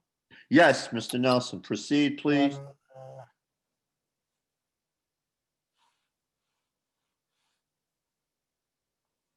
I see Steve Curtin's, hold on. We can hear you, so why don't you? Barry, we can see I'm you. and we can unmuted. hear you. Please. I don't hear you are anybody unmuted. anymore. Okay, please proceed with your, Can you hear me? Yes, we can hear you. Please proceed with your presentation. Hello? okay, you know what? Hold on. We're gonna have to move this along. At this point, Okay. it's supposed to be a For the 2-hour. record, it's Barry Nelson, 220 Pettit Avenue, Belmont, New York, 11710. I am a licensed real estate broker, a certified general real estate appraiser. I did testify earlier in June on this matter. And I'd like to sum up some of my testimony that was made part of the record. The applicant's proposal is located between Washington and Lindell in the K zone. It is the first K zone west of the L zone. Interestingly, the city of Long Beach has developed the L zone along the ocean front from the block to the east all the way to the easterly end of Long Beach before it reaches the town of Hempstead in Lido Beach. The subject property would be the first block in the K zone, and then there's 2 additional blocks to the west. Everything on the north side of Broadway would be the J zone. Referring to the variances that are required by the applicant to construct the proposed development, I've reviewed the area character, the pattern of development, whether these variances sought are substantial or in keeping with the character of the neighborhood pattern of development. Interestingly and uniquely is that the J zone on the northerly side is a less intensive zoning, and the subject property being in the K zone, not normally found on the waterfront, but in the vicinity of the subject property. First, let's talk about the density. The density, as Councilor May mentioned earlier in his testimony, is 1 unit to 670 square feet. The density to the west of the subject property would be an 84 unit building on 30,000 square feet with 1 unit to 357 square feet. In fact, the setbacks for the open corridors would be the area between the building to the west and the subject property building to the east. That building utilizes part of the subject property for its parking, and that's its open area. Otherwise, it consists of taking up the majority of the property, and the frontage is on Broadway and Lindell Boulevard. The subject property currently is a old facility, former school. Now, in keeping with what's the character of the neighborhood, if you look at the blocks to the west, there's 1 block west of the subject property, west of Lindell Boulevard. You have a nursing home, 182 units, that takes up almost the entire width of the property from east to west, and was built in 1961. The building has 182 units on the property, which breaks down to approximately 1 unit for 250 to 250 square feet per land mass. That is a pattern of development in the immediate vicinity. In fact, if you look across the street as you continue west of the subject property, you notice that there's the, just give me a second, I'm doing this here in the dark. The beginning at the westerly end from New York Avenue to Grand Avenue, you have the religious institution that takes up the entire block for the most part from east to west and running to north to Penn Street. The next building, next block to the east would be a new building in the J zone, 100 by 100, 10,000 square feet, 7 stories in the center, 6 stories on the either side above parking. And that has been constructed with 20 units on 10,000 square feet. So it's 1 unit to 500 square feet. Just to the east of that building would be the Grendel Rehabilitation Center, the nursing center. And that's a 7-story building with 326 units on 40,000 square feet. That breaks down to 1 unit to 125 square feet of land area. That building, as is the building that I just mentioned, new construction, is abutting to residences that are on the south side of Penn Street. If we continue west of the subject, east of the subject property, you'll find 6, 7-story buildings. You'll find them occupying a substantial portion of the property. The applicant is proposing a full compliant FEMA building and adequate compliant parking. The area was developed in the early 1900s. Over time, construction was made as far as 1970s, 1960s to 1985. That's generally 1985 is when the 6 and 7-story buildings, concrete block buildings, were constructed with condominium units. As the applicant is proposing, it's a new high-end current trend for new construction on the ocean front. We can continue with this pattern of development all the way to the east along the ocean front, and the ocean front is typically where the higher density and the higher buildings are constructed. If we're concerned with view corridors, the applicant is providing view corridors between the buildings while providing for a podium for on-site parking of 2 levels.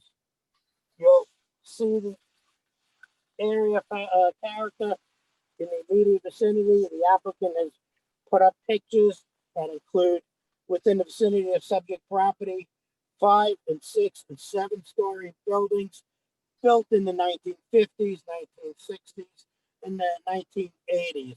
That's not the current trend of most of oceanfront throughout the United States, especially on the East Coast, as well as Long Beach.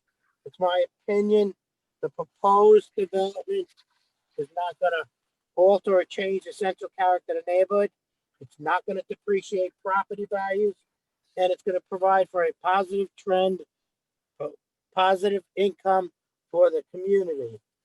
And I've looked at the factors for area variances, whether an undesirable change will be produced in the character of the neighborhood or a detriment to nearby properties will be created by the granting of the area variances, whether the benefits sought by the applicant can be achieved by some method feasible for the applicant to pursue other than area variances, whether the requested area variance is substantial, whether the proposed variance will have an adverse effect or impact on the physical or environmental conditions in the neighborhood or district, and whether the alleged difficulty was self-created, which consideration shall be relevant to the decision of the Board of Appeals, but shall not necessarily preclude the granting of an area variance. I believe if the board, if anybody analyzed the majority of the buildings in the vicinity of subject property along the ocean front, you will find many of them would require similar variances that's being requested by the applicant today. As he's shown on the pictures before the board with the buildings on the north side of the street in the J zone, there would be even greater variances than what is being proposed for the applicant's request tonight. Thank you. Just one question for you, Barry. So I just want to clarify. So you're stating that pretty much all of the buildings within the surrounding area and within the character of the community are 7 stories total, right? I just wanted to clarify that because that's what it looked like your presentation showed. Barry. I wanted a question also that he refers to Beach Walk Landing as 7 stories. I wanted to make sure that that's accurate. I think it's 6. So I don't know that I agree with all in his presentation, so I wanted to ask him about that. Yes. Well, Barry, Can you hear my me? first question was, and I think it just goes to Rocco's, I think what Rocco was getting at is the community, Sure. the character of the community surrounding the area. So Yes. it looks like every building that you just pointed out is either 6 or 7 stories total. Is that correct? Correct, except I believe 7 stories for the Grindel. And let's see what else we got there. Yeah, so approximately 6 to 7 stories top, every building that's located within the immediate area. None of them raise above that. And approximately, do you know how high they are in height from grade up? The building just to the west of the subject property is about 70 feet. Yes, we got that. No, but I'm talking about all of in your presentation, you had approximately, if I'm correct here, 5 buildings that you were showing arrows to, and they all indicated they were all 7 stories each. Are they all? Yes. So I'm sorry, there's 2 that are 5 over here, but the other 7-story buildings, 1, 2, 3, 4, 5. Each of those, and then there's 2 5-stories that are not that far away from it. Do you know how tall in height the 7-story buildings are that are within the immediate area? Seaview Terrace is 70 feet. Let me just say. Beechwood Landing is 70 feet. That's 440 to 400, 450 Broadway. Let me see first. Just give me a moment. While you're Sure. looking for that information, have, can I ask? Rocco, if you could just let him give us all the properties that all are right, all hey, 70 feet, Okay, please. okay. Lafayette Terrace is 69 feet.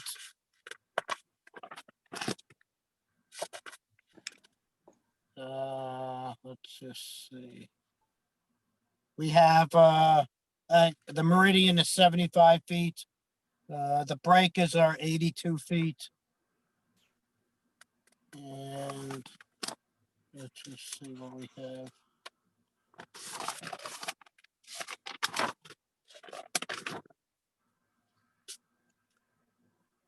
The new building across the street in the J zone is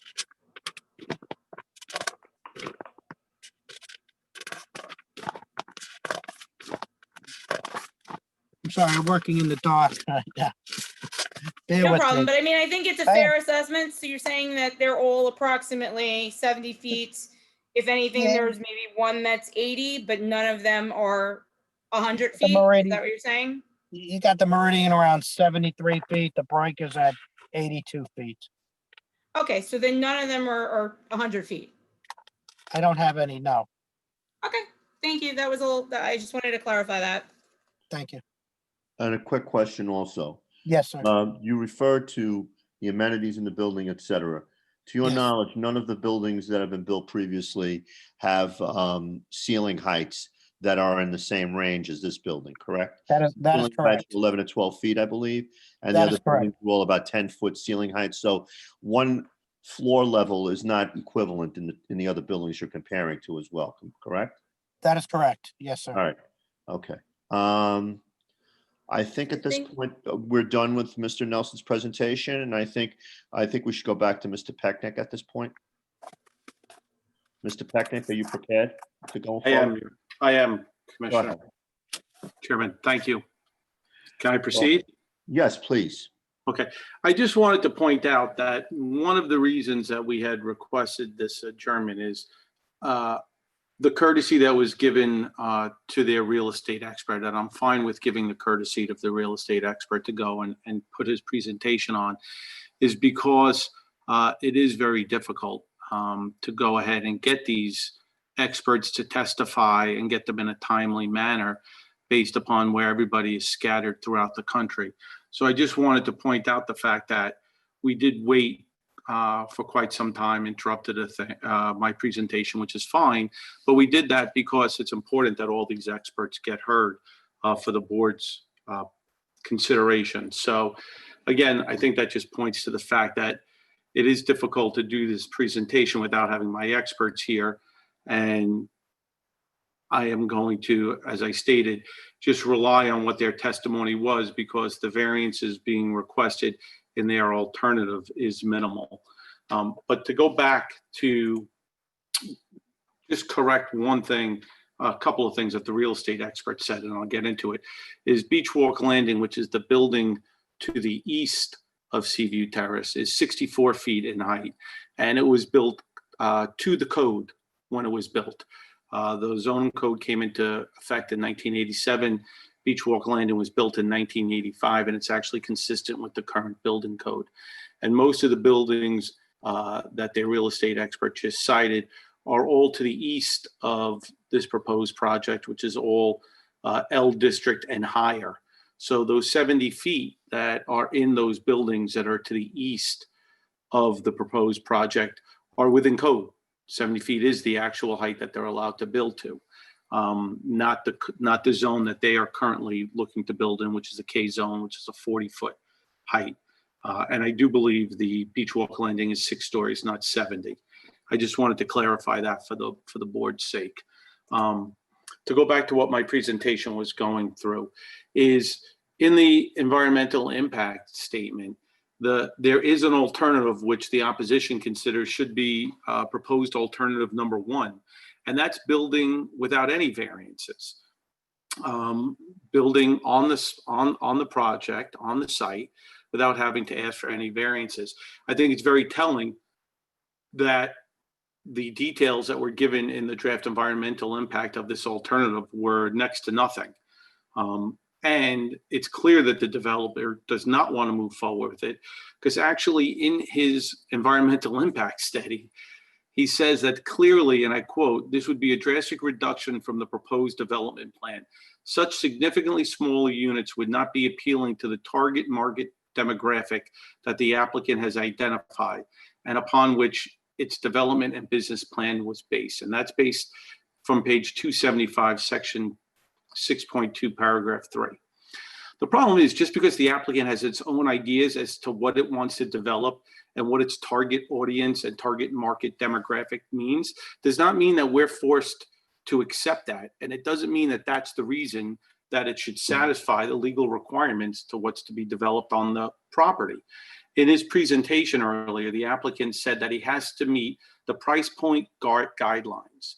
These price point guidelines that the applicant's talking about, and that the financial numbers that he's talking about based on, there's no Long Beach price point guideline that he has to follow. There is not a code to price point guidelines.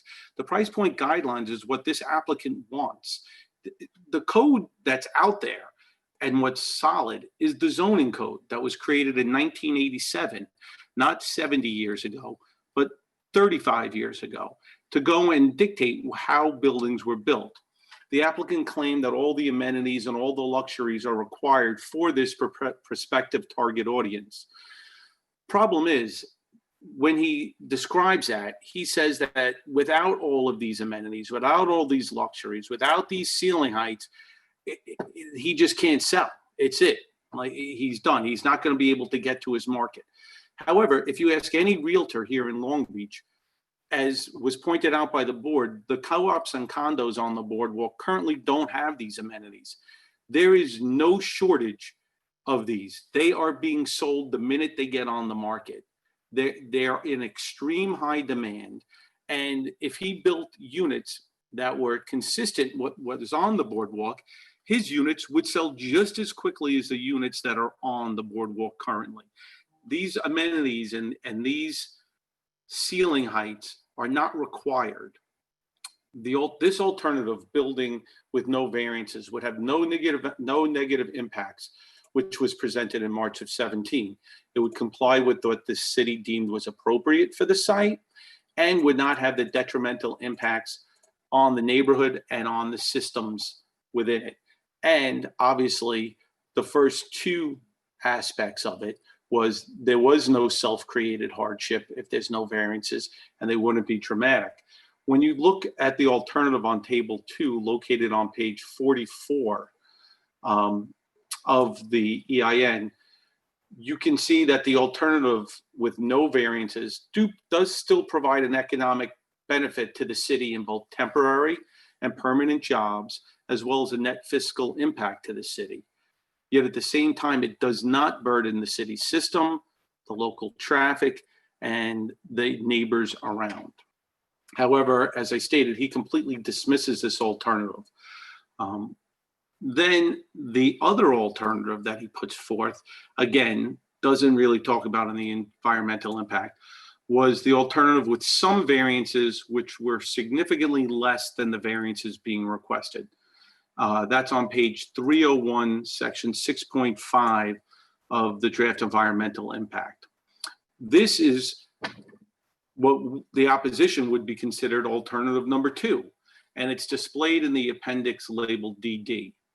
Upon reviewing this alternative, you'll find that the applicant once again dismissed this alternative by stating, and again I quote, "It's the applicant's opinion that the mitigated alternative set forth in section 6.4 is a more feasible development scenario for the applicant than the alternative evaluated herein." Again, it's not his opinion that's matters. It's what actually the code is. When the board reviews this alternative on table 2, located on page 44, again, this alternative provides an economic benefit to the city in both temporary and permanent jobs.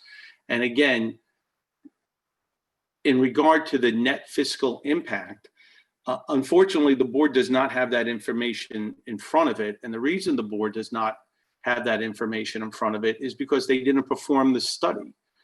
They didn't perform the study on this because they don't want this as an alternative. And they don't want to provide any positive data which could support this alternative. This alternative would seem to provide the developer a very good financial benefit. And while it may burden the city's system and require some variances, it certainly would not burden them as much as the alternative that the applicant is pushing for today.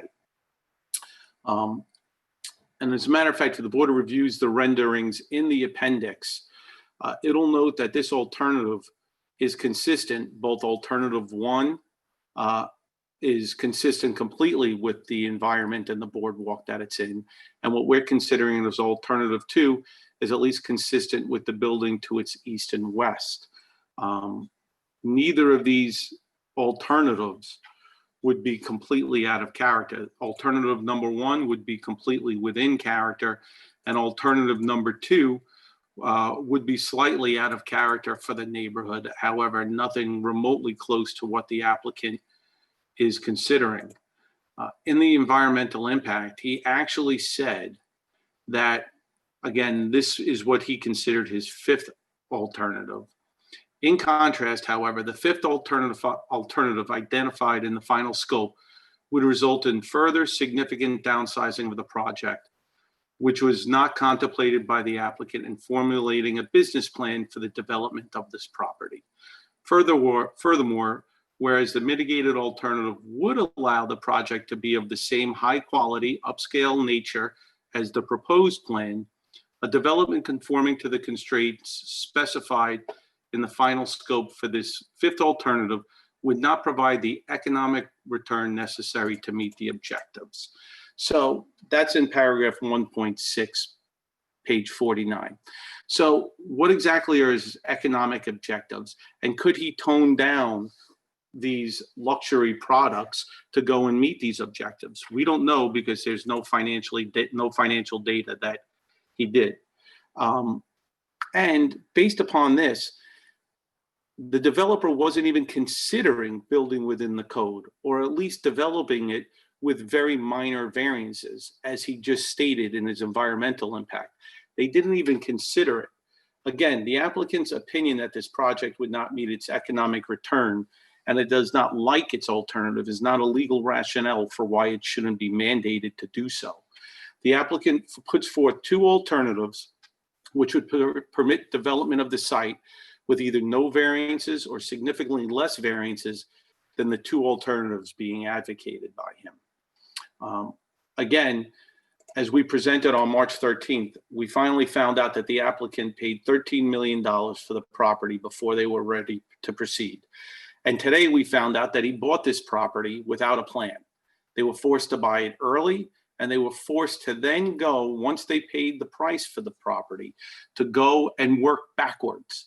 That's not how a project's done. You don't work backwards. You figure out what your project is, and then you go and find the property that meets your project. Or you find the property, develop the project, and then buy it. In this case, he paid $13 million. The amount of money that the developer has paid from that day until today should not be this board's concern. The time and energy and money that the developer has spent from the time he purchased it till today is only because he decided to initially put forth a project that was just a gargantuan project in the middle of a residential neighborhood. And he thought that it was going to go through and that there would not be any issues with it. He was wrong. And as a result, that's why the applicant has gone and incurred the costs to this date. When he bought this property, he knew he was taking a risk. It was his choice. He knew what the K zone was, and he knew what the L zone was, which was right next door, and he knew where the J zone was. Or at least he should have if he bought the property. He should have bought it and then immediately developed a project that would either fit within those parameters or seek minimum alternatives that were necessary for him to go and reach his goal. Now, I want to discuss the alternative that the applicant is pushing right now, which is meeting the applicant's objective with reduced variances. First, the variances that are required in this alternative are still very significant. The initial impact statement, the applicant made numerous misrepresentations, which I would like to clarify. In the draft environmental impact, and he tried to do it tonight, but in the draft environmental impact, he states that this alternative will be 2 7-story buildings, and that's on page 47 as well as page 284. However, if you take a look at the conceptual drawings in Appendix T, page 8, it's clearly 8 residential levels above a parking grade. Hence, there are 9 levels, not 7. And I think the applicant has admitted to this here at the hearing. He's choosing to clearly ignore the ground floor of the parking that is being part of the project. The problem is, it is part of the project. In the height, in the draft environmental impact, he states that this alternative is 100 feet tall. As we know, it's not. It's 105 feet tall. And when you walk along it, you will see 205-foot buildings as you're walking along West Broadway. The height limit in this zone is 40 feet, and the adjacent zone is 70 feet. If you take a look at the applicant's own photographs that he attached in Appendix M on pages 13 and 15, you'll see exactly how much taller these 2 buildings are than the adjacent buildings of Sea View Terrace and Beach Walk Landing. Hence, this 105 feet in height that he's requesting is a 65-foot variance. And it's not only just for one building, it's for 2 buildings. Both buildings are going to require this. I understand that it's one project, but there are 2 structures that are going up, 2 separate, distinct structures that are 105 feet in height.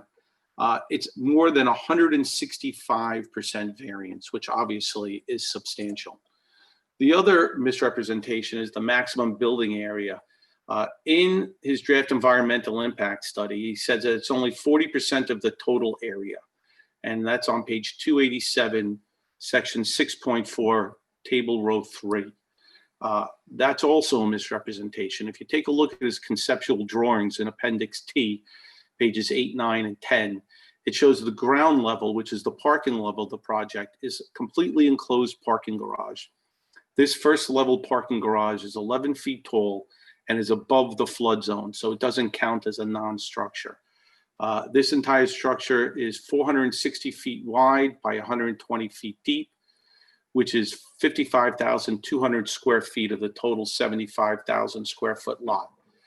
Hence, while the code states that only 35% of the premises can be covered by a structure, This alternative is covering 73.6. Even if you go and look at the second level, which is described as a mezzanine level, it's a combination parking residential level, which begins at 11 feet above grade, and the top of it is 13 feet 6 inches.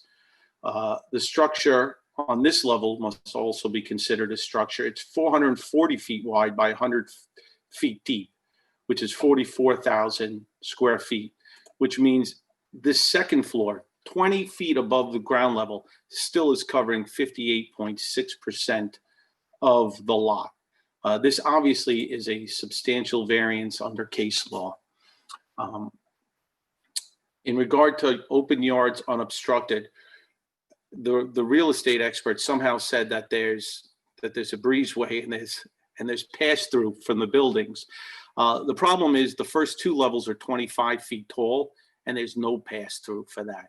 So I'm not quite sure how they said that they have 80 feet of yard frontage shall remain unobstructed, but that's incorrect. If you take a look at the drawings, again on page 123 of Appendix D, the property is 500 feet wide. The entire ground level is 460 feet wide, and the second level is 440 feet wide. So depending on how you look at it, you have 10% of open yards when it's supposed to be 65%, which is just ridiculous. If you walked along Broadway, you have a 20-foot wall next to you as you walk along this project for 440 feet of the 500 feet. That is not what the zoning code has anticipated. That is not what the zoning code went and submitted.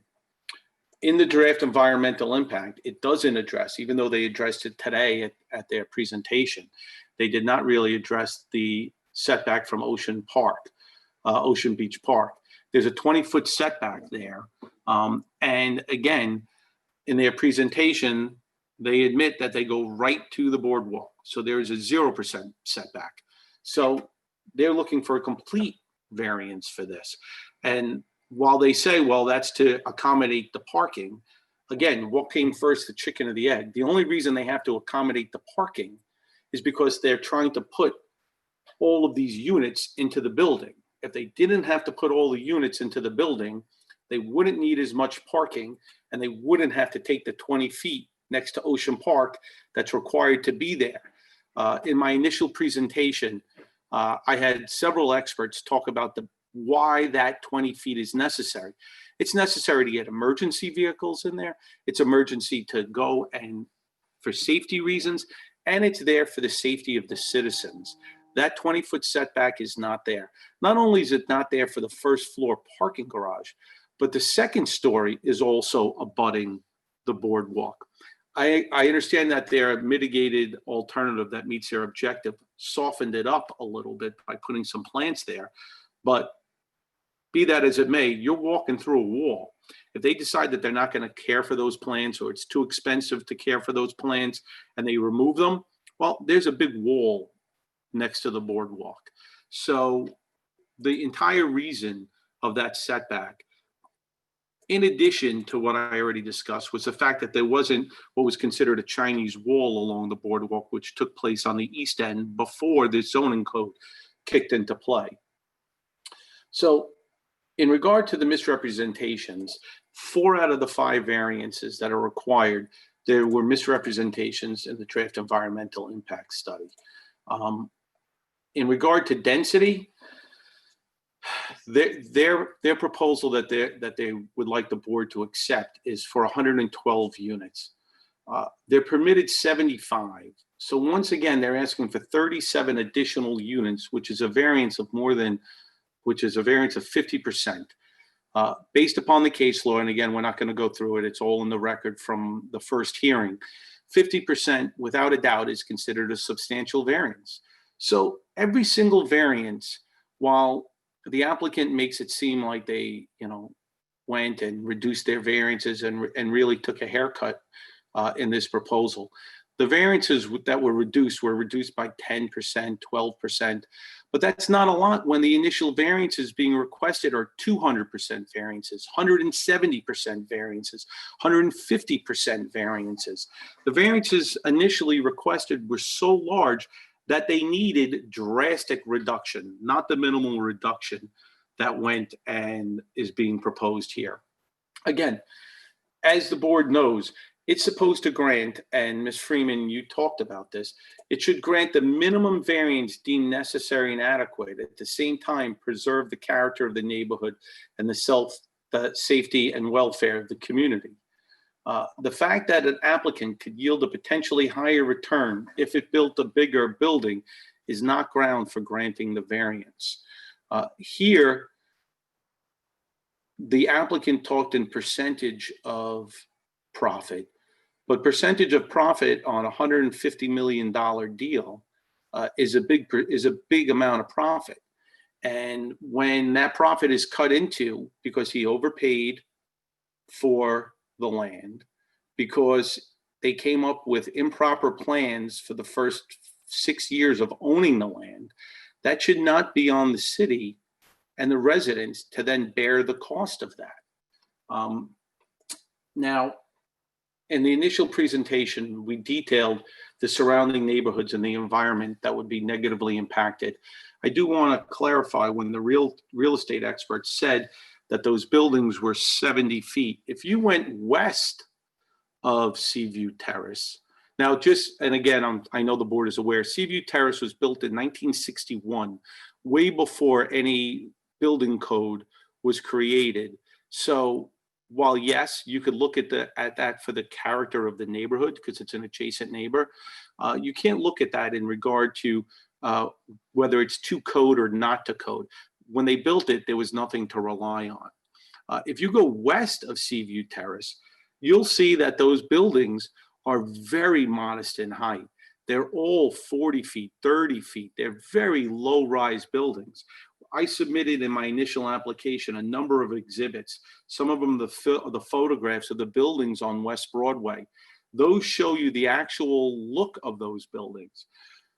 And I think it's ironic too that if you take a look in the 3 photographs submitted by the applicant in Appendix M, which is page 23, it shows how the boardwalk currently appears if one looked west on the boardwalk towards the project.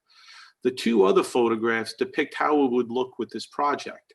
When you look at this project and those photographs, you're going to see 2 to 4 story townhouses, distance, you're going to see Beach Walk Landing, 2 to 4 story townhomes, Seaview Terrace, and then more 2 to 4 story townhomes. So you're actually going to get a look as to see what it looks like now and how massive this project looks, because they put that project into those photographs and it's clear that it does not fit the character of this neighborhood. And again, when you look at those photographs, take a look and see whether or not he addressed the 5 factors. Could it be achieved by some other feasible method? Is it self-created? Is the variance substantial? Is it going to have an undesirable effect on the neighborhood and the nearby properties and on the physical and environmental impacts of the neighborhood? Again, I'm going to rely on all these factors and the arguments that we made in our initial presentation, as well as the experts who testified. I would submit to the board that the applicant's preferred alternative does not satisfactorily address any of the issues above. In fact, I would submit that the proposed environmental impact draft supports the opposition position that the applicant did not prove that the benefit could be achieved by some other method, by either building to code or at worst furthering its investigation, what we would consider alternative number 2. Additionally, it's clear that any difficulty is self-created. There's no new evidence that it wasn't self-created. He bought this property full well and with full knowledge. And he had no problem telling this board through the developmental impact that he didn't even contemplate a business plan for building this to code or even a little outside of code. Because his preferred alternative will still require substantial variances in all of those 5 categories, I will continue to reiterate, rely, and resubmit my initial arguments. The applicant in its opening statement stated that it had significant support from 100 people. I reviewed the letters and I urge the board to do the same. The majority of the letters are either from builders, people who don't live in Long Beach, or people who live completely on the other side of town in Long Beach, but not near the project site. In regard to the support from the PBA, I think we all obviously respect everything the police department does here in Long Beach and what they put on the line for us every day. I'm friends with many of them, and they are all very good men and women. However, when they say that they shouldn't have to crawl around in that abandoned building of HALB to go and chase out trespassers, we completely agree. We agree with the PBA. The problem is building a building that's outside variances doesn't necessarily solve that issue. That issue can be solved with building something to code or building something with small variances. The fact that they have to crawl around in that building and chase out trespassers is a direct result of the applicants. They've let that building sit abandoned. They don't have security there. They can handle it themselves. They choose to put that onto the Long Beach PBA and the Long Beach Police Department, and they should be ashamed for it. And the fact that they went and asked the PBA for their support in this, because the police officers have to unfortunately deal with a very not nice situation, is just, they should be embarrassed that they had to go and ask the PBA for their support when they're the one who's causing the PBA and the police officers all these problems. In regard to the letter, I would like to point out that in contrast to that letter, there's a letter from the Long Beach Public Schools that is not in favor of this project. Not only are they not in favor of the project, but they talk about misrepresentations that the applicant made in their presentation, saying that they spoke to the Long Beach School Board and that there was a particular amount of money that was going to benefit the school. That letter states that they never spoke to the school board until right beforehand, and they completely dispute the numbers that the applicant is putting forth. So I would like to just end the presentation with these thoughts. This project places the monstrous towers in the middle of a residential neighborhood. And I just want the board to also focus. We're talking about these two towers that are 105 feet tall. There's also that center lobby building that kind of has gone under the radar. That center lobby building is 50 feet tall.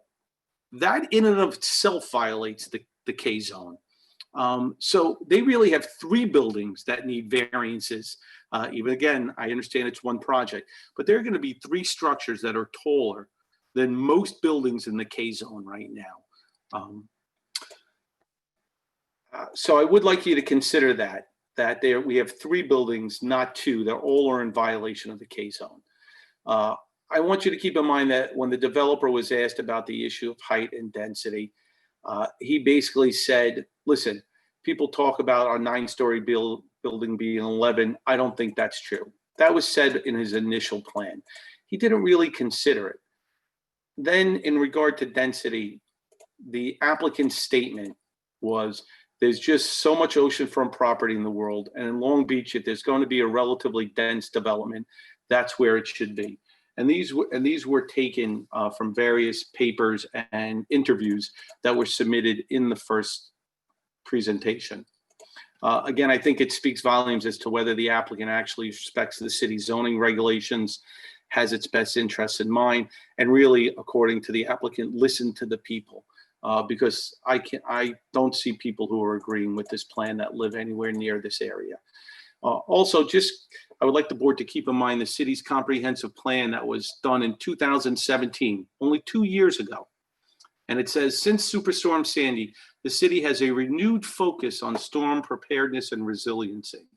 Adding two 9-story or 7-story buildings, adding two 9-story towers as well as a 5-story tower in the middle of a residential neighborhood does not increase storm preparedness.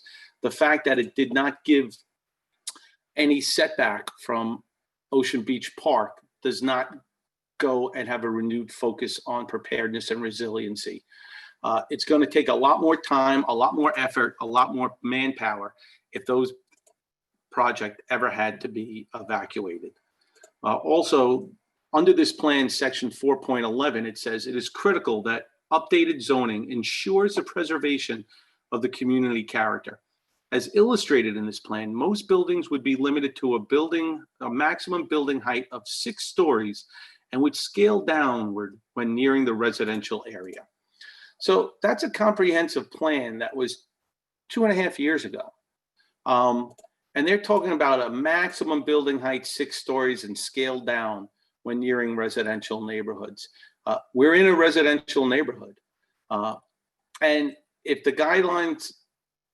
this is the guidelines the city wants to follow, how did this applicant have the best interest of the community in mind? He had this just as we had it. Finally, the comprehensive plan calls our ocean beaches Long Beach's greatest asset. I'm going to submit that the greatest asset is the actual residents of Long Beach, not the beaches. But the beach is the second greatest asset. This project puts another Chinese wall smack up against our second greatest assets, destroyed the benefits that the beach provides, and completely harms the community. I'm going to respectfully request that the variance requested by the applicants fail on all 5 of the factors to be considered by this board.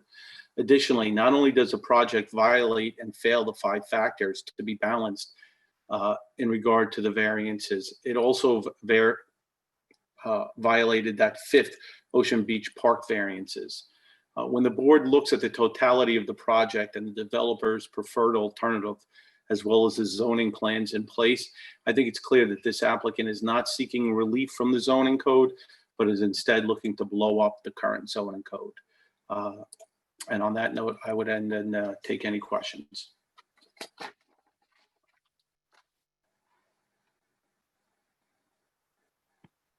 Should we proceed with other people, Simone, that are against it also at this point?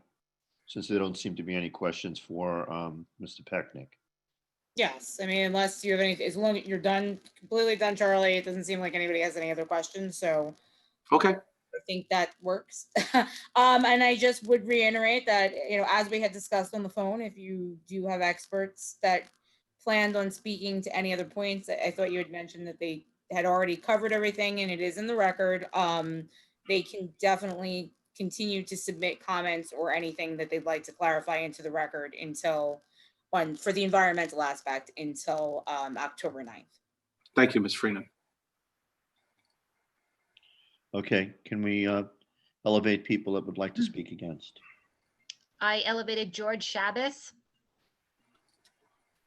Okay, hello, George. Why don't we go forward then at this point with Mr. Shabbos, with Dr. Shabbos, actually. And let's hear his reasons for being against it. Yes, you can hear me. I can't. Yes. Good evening, Doc. Good. Mr. Pecknick's presentation was fairly exhaustive, and I come as a representative of a 4-generation Long Beach family from Washington Boulevard, so I have a very good sense of the neighborhood and the feeling. And anybody that walks west of Lafayette also has a feeling for the neighborhood. I watched the Beach Walk Landing be built and was very pleased. It's very harmonious and a very attractive addition to the neighborhood. When I think of a structure immediately opposite that's 35 feet taller, looming over the area, it's just completely incongruent. It's casting of shadows and the entire density is just obviously out of place. Looking at the environmental statement, clearly there are gross omissions. One being the evaluation of water pressure and water resources. There was no mention of the effect on pressure, just one example. And the builders of the super block are willing to take on any problems that they may create in sewage or in water. I don't see any offering from the developer here to say, well, if we miscalculated, we're going to be responsible for new piping. The effect on our beach, Washington is one of the more eroded beaches from the kind of plan gone awry a little bit from the Army Corps. The Army Corps is not running back here anytime soon, and the beach is diminishing in size. So we have that issue of crowding to deal with in the immediate area. So there are a lot of aspects that speak against a 105-foot structure here with 115 units for sure. Thank you, Doctor. Is Mr. Garfinkel the next person up? Yes. Can you hear me? Garfinkel, just give us your name and address for the record, please. David Garfinkel, 535B West Broadway, Long Beach, New York. Go ahead, Garfinkel. Tell us your opposition, please. Okay. Yeah. Okay. Thank you very much. First of all, I admire developers. I have no problem with developers. I really have a problem with overdevelopment, and we'll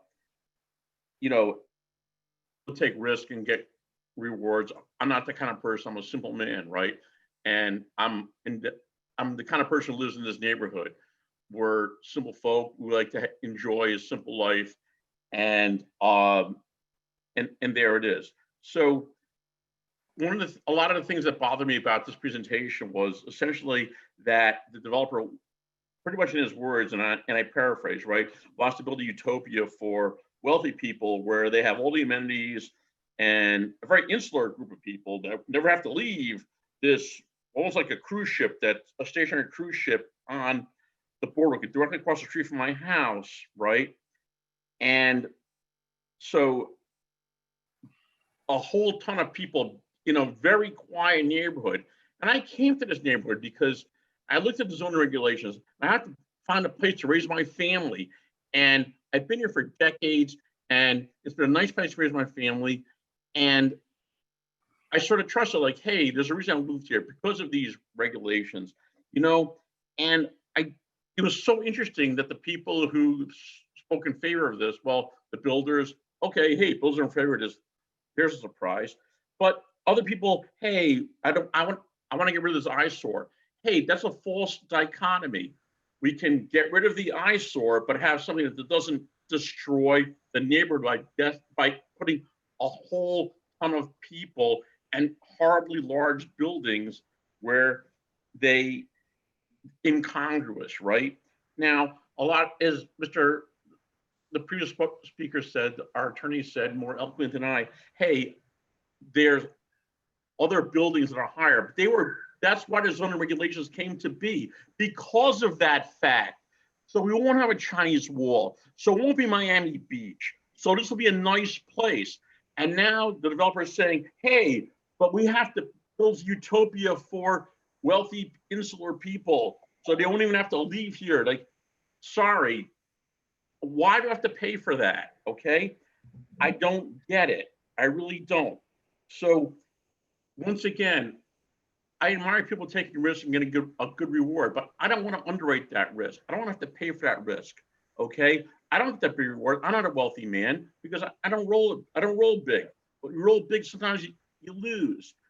None of, the fact that this guy can't make money unless he has this absurd, incongruous with the neighborhood development, not my problem. Okay, I should have to underrate that. You're at 3 minutes, Mr. Garfinkel.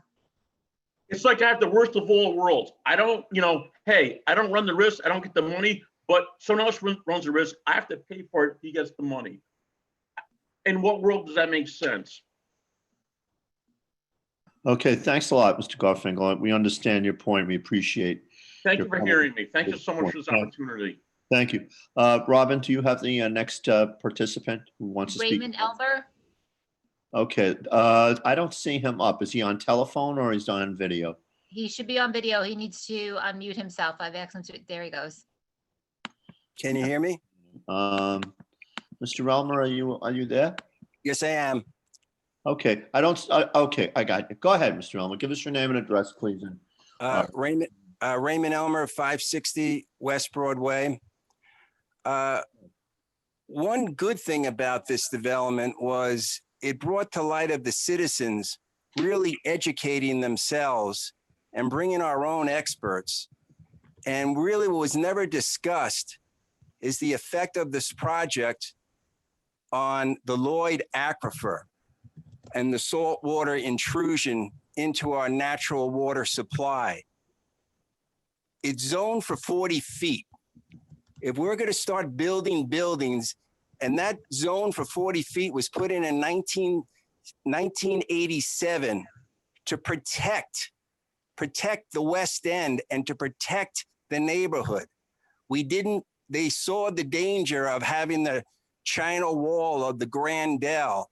And also even after that, you see the project on Grand Boulevard, totally out of character. And this project comes in way above the zone. And again, for this zoning board, Corporation Council, the PBA, they're not going to protect the citizens of Long Beach and the Barrier Island with the issue of the Lloyd Aquifer and the result of allowing even the superblock, and at least the superblock was built to zone. But this project is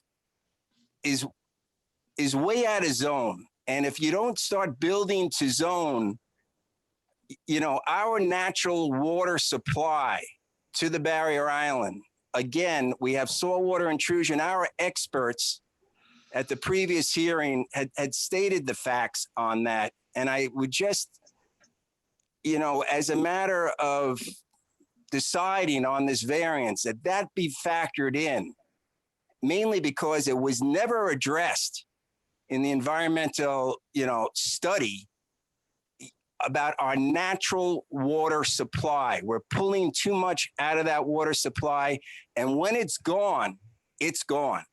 So I say reject, mainly because they're not building within the zone.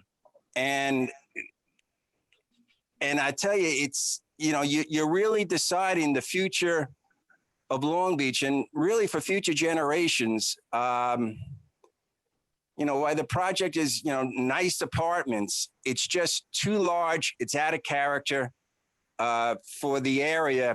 And again, we have zoning regulations which were there to protect the city, and they should be implemented. And the height is 40 feet in the zone where this project is proposed. Ray, you're at 3 minutes. Thank you. Next is Roy Lester. All right, who's next now?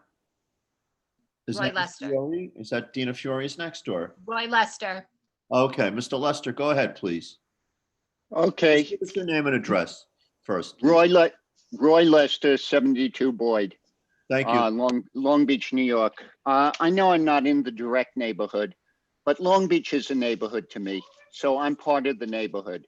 And especially when it comes to zoning, I'm very sensitive about that sort of thing. When I bought my house, I live in the canals. I looked around, I saw the character of the neighborhood, and I checked the zoning, and I saw that multifamilies were not allowed. That's the purpose of zoning. The purpose of zoning is to protect the area, to protect you when you come in there. Now, if a developer decided he wants to put a 5-story apartment building down the block from me, I would think, oh no, my zoning would protect me.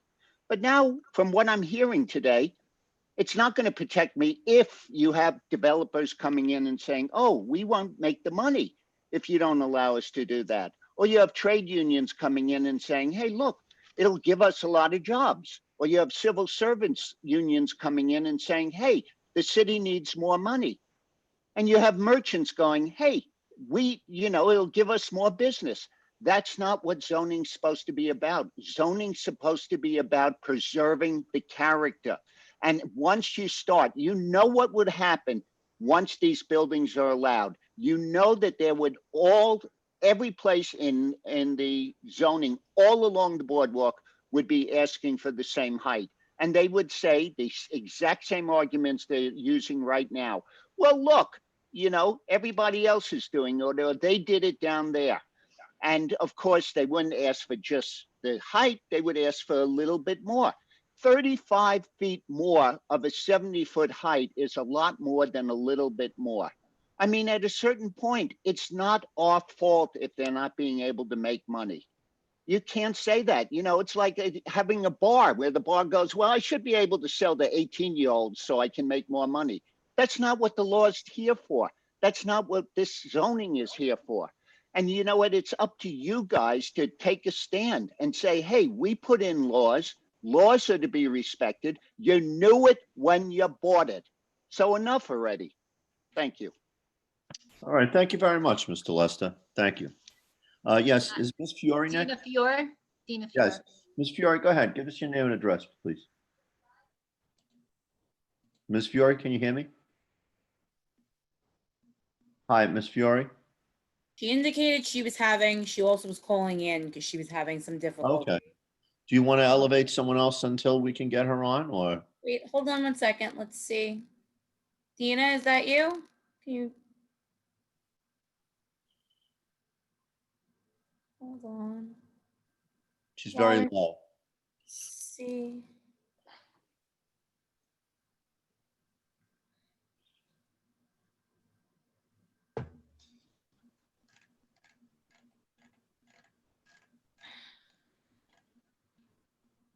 She's obviously trying to get on. We can see her on the screen, but I can see she's trying to work the phone, but it's. Does anyone have the last 3 digits of Dina's number?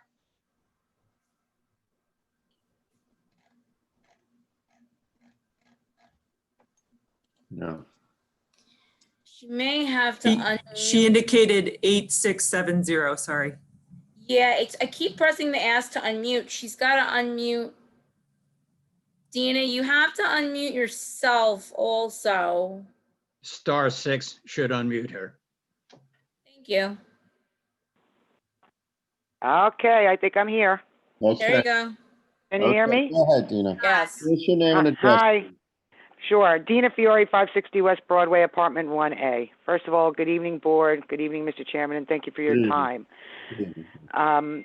I agree with everything that Charlie has brought up tonight, and I know and everything that he's brought up at previous proceedings, so I'll try to keep this short and sweet. 3 years we've waited for a change, and sadly, if nothing changes, nothing changes.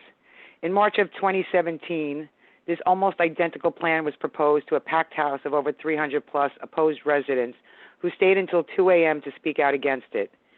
It does not appear that anything we said was listened to that night. Zoning codes are in place for a reason. They are designed to ensure that we as a city are developing smartly and that the city is addressing the impacts that this type of development has on our infrastructure, notwithstanding the wants and needs of the community. This developer continues to compare apples to coconuts. Comparing buildings built in the 60s to buildings built in the 1980s makes zero sense. The surrounding buildings built in the 1980s are built exactly to code. During this pandemic, have we not learned a lot? Density and design of buildings being one of the most major issues as we look at New York City, Queens, and even here in Long Beach, being one of the biggest issues we are facing.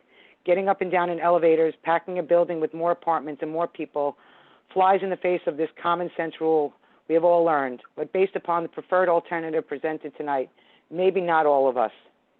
The ability to social distance, carry on daily activities, maintaining safe environments are proving at its core to be very problematic.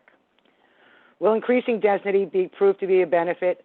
$2.8 million over 14,000 plus households here in Long Beach. What's that net per homeowner? Will the effects on our infrastructure be worth it? Mr. Whittick, I ask, what have you brought to the table to improve our infrastructure? Or do you just want to implode upon it? Allowing this development to go up sets precedents for the future. Did we know nothing from Superstorm Sandy? That more green space is needed desperately, not more density? The last approved project of this size on the superblock is going to be built without one variance. There are still oceanfront properties available, and we must be cognizant of that and steadfast in keeping our city safe and operable for the future. We are, as you well know, a sandbar. We are built on a sandbar. Our aquifer is already jeopardized. This is the wrong proposal on so many fronts. We are for smart development, not overdevelopment. Built to code. There's a reason they are in place. Protect our precious resources. Lastly, while we as neighbors did not go on Facebook and create ads to put the hard sell on support for this project, or better yet, ask people for favors to write letters in support of this project, there are hundreds of us who live in the surrounding area, as well as across the city, east to west, who are demanding another meeting in person before any decision on this project is made. I know many people this evening who did not have the ability to join this meeting for many reasons, whether it be not technologically inclined, they were busy homeschooling, working from home, or better yet, getting ready for what might be the biggest presidential debate in our history. Please, I ask you to build but do not destroy. Thank you for your time this evening. 3 minutes perfectly. Sam Okay? Pinto. So now we have Mr. Fetcher up next. Sam Pinto was right before. I don't know if he's on. I'm on. Can you hear me? Go ahead, Mr. Pinto. Give us your address, please, and name. Sure. Sam Pinto, 116 East Beach Street, Long Beach, New York. I appreciate the board and everyone for letting me speak tonight. Speaking as a private citizen in opposition of this variance as proposed. While I do appreciate the reductions that they've offered, I do not believe that they are significant enough. And I don't have much more to say other than what was covered by Mr. Pecknick. I think his argument was beyond compelling. It was substantive, it was legitimate, and it was relevant and applicable. So taking his argument in opposition is far stronger than what my opinion would be. So I just want to give myself my opinion on that. Thank you. Thank you, Mr. Pinto. So can we hear from Mr. Fetcher? I think he's been waiting for a while. Thanks so much. Okay. Paul Mr. Fetcher, Fetcher, 5'6". Go ahead, sir. Go ahead. Rocco? Yeah. Can you mute yourself? Okay. I can hear you. Yeah. Very good, sir. Okay. Paul Fetcher, 516 West Beach Street, live 100 yards away from the proposed project. There's no question that the project would limit light and sound and impact the townhouses on the north side of Broadway. In terms of my qualifications, I am former president of the New York State Commercial Association of Realtors. I'm on the board of directors of the commercial network of the Long Island Board of Realtors, and I'm also a proud recipient of their Commercial Broker of the Year. I am the only purely commercial broker in Long Beach. When I deal with clients who are interested in development, the first question we ask ourselves, okay, what can we build as of right within an envelope before we go out and throw dollars at a project willy-nilly? We must know what we can do as of right and not throw ourselves upon the mercy of strangers. If we look at what's happened here, we can look just west of Beach Walk Landing and see it is possible to build multi-million-dollar residences at a height of 25 or 30 feet and still command seven-figure projects. We look at the builders here as merchant builders rather than investment builders. They are not going to build this building to own it for a long time. They want to take it and flip it for the $950 a square foot they can scrape off the table. Here's the reality, and something that hasn't been mentioned by anyone tonight. Since COVID has struck, there has been a significant increase in residential prices in Nassau County of approximately 10%. So if these merchant builders had something they were going to sell for $100, they would earn a 5% profit, according to the numbers they have presented this evening. Now, if there's a 10% increase in the value of residential real estate in Nassau, that means now they would be taking not 5 cents off the table, but realizing a 15% profit. There's no question what they are proposing is definitely out of character with the area. If we look at the dollars they're going to give us, whatever is built on that, well, first of all, they're contributing dollars now that weren't being contributed before when HALB was off the tax rolls. If you look at everything that they were going to give, sure, it looks like millions, but bottom line is it would be less than $200 per family. minus the cost of services, water, sewer, electric, gas, infrastructure, schools, fire, and police protection that the new residents would, of course, consume as well. I've been in this a Paul, long you're time. at 3 minutes. That's it. Bottom line, they have not met the 5 tests. There is no reason, no compelling reason for this to be approved. Thank you very much, Mr. Fetcher. Thanks for waiting too. We saw that you were on for a while, so thank you. Okay, Robin, do we have someone next? There's no other hands raised. If anybody from the public would like to speak, please use the raise hand feature. There are 48 attendees, but no other hands raised. Okay, maybe people signed off because they're going to watch the debate. I don't know. Oh, But wait, we got one more. Virginia. I just saw it go up. okay, there's a hand up. Okay. You want to acknowledge them? Yeah, I just promoted. Can you hear me? Yes. Can you? Okay, I see a Virginia and an Alan Kennemer. Okay. Virginia, you need to unmute and you can speak. Unmute.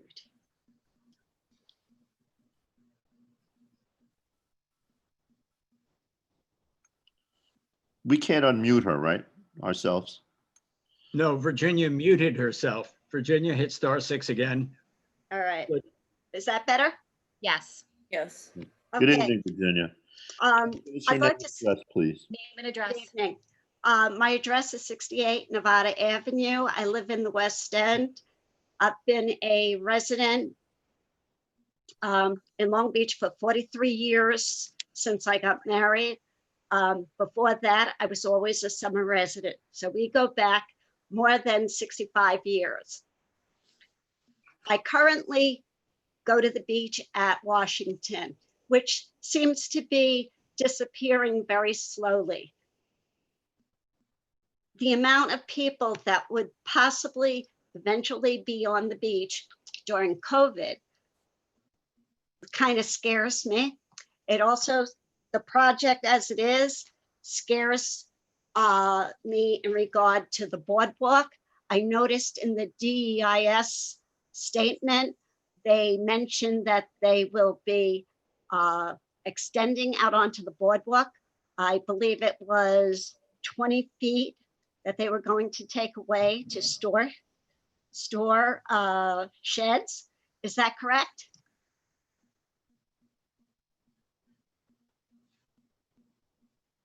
I'm sorry, can you repeat the question? Sheds? Did you say for storage sheds? To store sheds during the work that they would be doing. That is not correct. There will be I don't nothing think on so. the Yeah. boardwalk. No, that's not what they said. Okay. She's speaking of during construction, I believe. There's a plan in the draft EIS that shows temporary construction. And I believe that that's maybe what she's referring to. Right.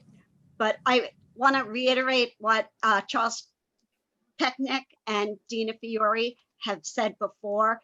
I believe that this project is still too big. If they stick within code and the current zoning regulations, a new building will look beautiful in that location. Thank you for your time. I appreciate having this opportunity, but I do believe that it should be open to all the residents when everyone is back in town who are not here for the meeting. Thank you. Thank you, Virginia, for speaking. Yes, who do we have next? I see 2 other names. I see Mr. Peggy Kennemer and Horowitz. Hi, this is Craig Kennedy. I live at 5 February Walk. My partner had logged on to our PC, so that's why you're seeing her name. Okay, go ahead. Sir, give us your name and address, please. It's Craig Kennedy at 5 February Walk. Thank you. Yeah, I just want to say, of course, I live 2 blocks from the proposed project. I guess there are 2 things I just wanted to summarize. I mean, so many people made excellent presentations, including Paul and, of course, the attorney for the Neighbors Against Overdevelopment. But, you know, I spent many decades in financial services. The financial difficulties and the financial considerations of the developer are not relevant to this decision. I'm sure the board is aware of that, but I think that's worth reiterating. We are not, as citizens and as residents, responsible for this corporation to make a profit. That they're independent operators, and they should be experienced in this area. So I feel that so much of their presentation, which occupied so much of the earlier part of the evening, was a red herring, and relatively unimportant. Whether or not they make a profit and what percentage profit they make is really not relevant to this decision. As one of the other presenters here just said recently, the zoning laws are there for a reason. They're there to preserve the neighborhood, and many of us rely upon them. And so finally, I just feel that this project really should not go forward as it is. They're asking for 40 and 50% variances above what is regulated by the city of Long Beach.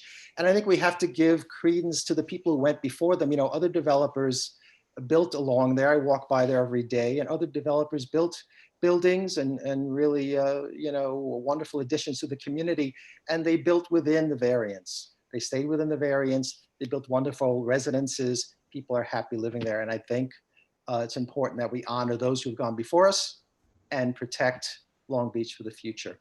So thank you for your time. Thank you very much for your time, sir. I believe there was an Alan Kennemer that was on. William Geeser. Okay. Go ahead, Mr. Geeser. Name and address. You need to unmute, Mr. McGeeser. Mr. Geeser, can we have you unmute? Bill Geeser, 560 West Broadway. Go ahead, Mr. Geeser. Yes, I live at 560 West Broadway. My concern is for our own building. It's a 60-year-old building right next door. And if you're going to give them the height variance they're asking for, that means they're going to be digging their pilings deeper into the sand and disrupting the land around our building. And I'm concerned that their financial ability doesn't allow them to care for us if they cause a crack in the building or make our building uninhabitable, and we're stuck without a place to live because you allow a variance that lets them disrupt the land around our 60-year-old building and causes us problems.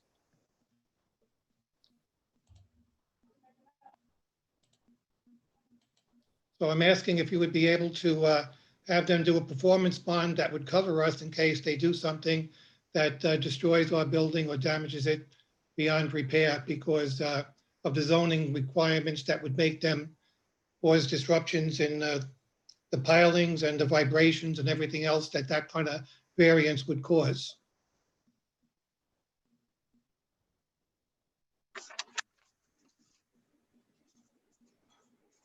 So I'm against the proposal.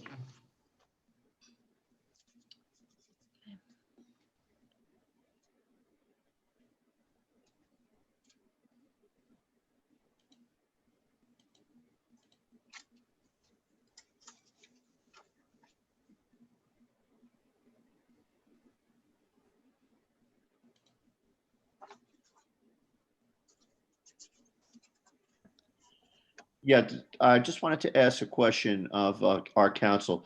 Does the city require indemnification of, builders when they're building projects like this in case they damage the surrounding properties, or is that on their own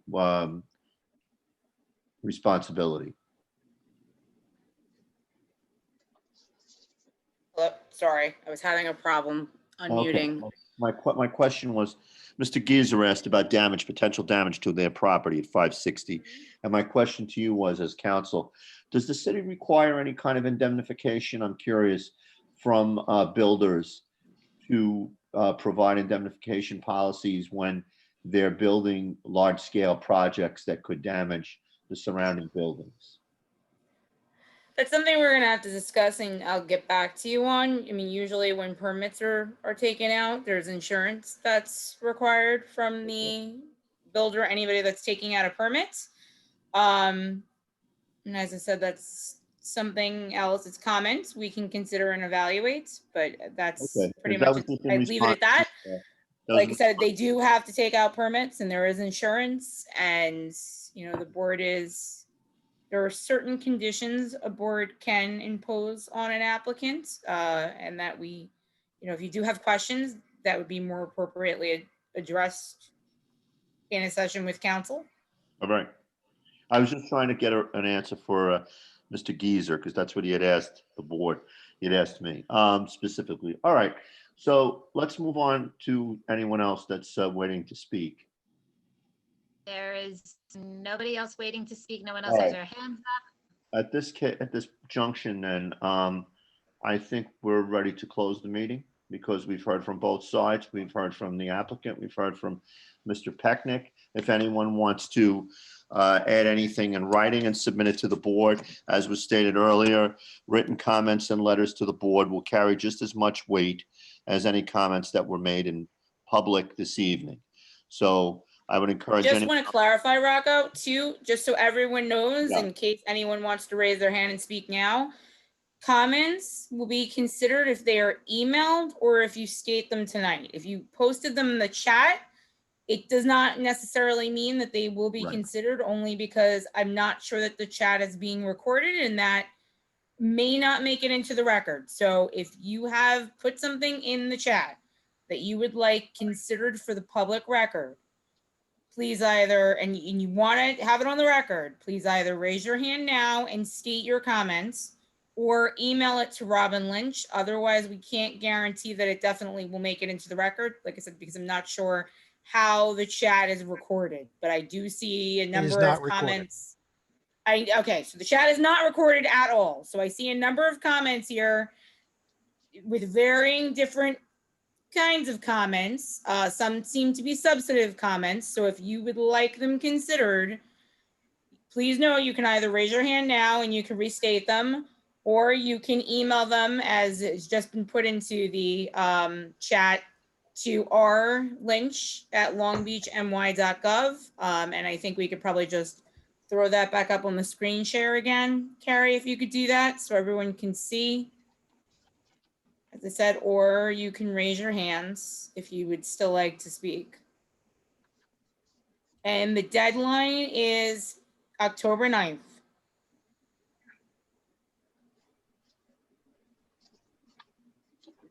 Okay, so here we go, October 9th, 2020. And you can submit comments in writing by email to rlynch@longbeachny.gov or mail, and the address and the proper information is listed below. All of the comments that are received will be posted on our website and will be given equal weight whether you spoke or whether you've written, whether you spoke at this hearing, whether you spoke at the last hearing, or last two hearings, I should say. Will all be given equal weight and will all be taken seriously. And again, there will be no vote on the application. As Carrie had went over, and I don't know if Carrie, if you just want to reiterate, because there seems to be another question again of what's the next steps. I know Carrie did go over the next steps in the beginning of the meeting, which essentially are that we will have the comment period open until October 9th. At that time, the zoning board will essentially prepare their own comments and direction to the applicant, which will take into consideration the comments that have been presented tonight, the past two hearings, any correspondence that we've received. Also, just, the board's questions and comments to the applicant and or direction to the applicant. We will provide that to the applicant, and then it is incumbent on the applicant to then respond with a final environmental impact statement for the zoning board to consider. Now, this will likely take a few months. That process typically does take between 3, 4, 6 months. Again, it's the applicant that will need to then respond, and then, that document will need to be accepted and will need to be reviewed as well. So those are the general next steps. As we initially said in the beginning, no decision can be made on this application until the environmental review process is complete. And as we've noted, the environmental review process will not be complete for some time by just nature of the fact that we will give our comments to the applicant and we have to wait for the applicant to respond. And then there's a process after the applicant responds. So there will be no decision made, probably for quite some time. Okay, thank you very much. I think we've made it sufficiently clear to everyone what the steps are, and that again, to allay people's concerns about there will be no voting. At this point, since I believe that we have concluded, then there's no one else that wants to speak. I am now going to close this meeting. I want to thank everyone for coming this evening, and I wish everyone a good night. And thank you once again for your participation, both sides, both parties. Thank you so much. Good evening. Thank you, everybody. Thank you. All right, thank you.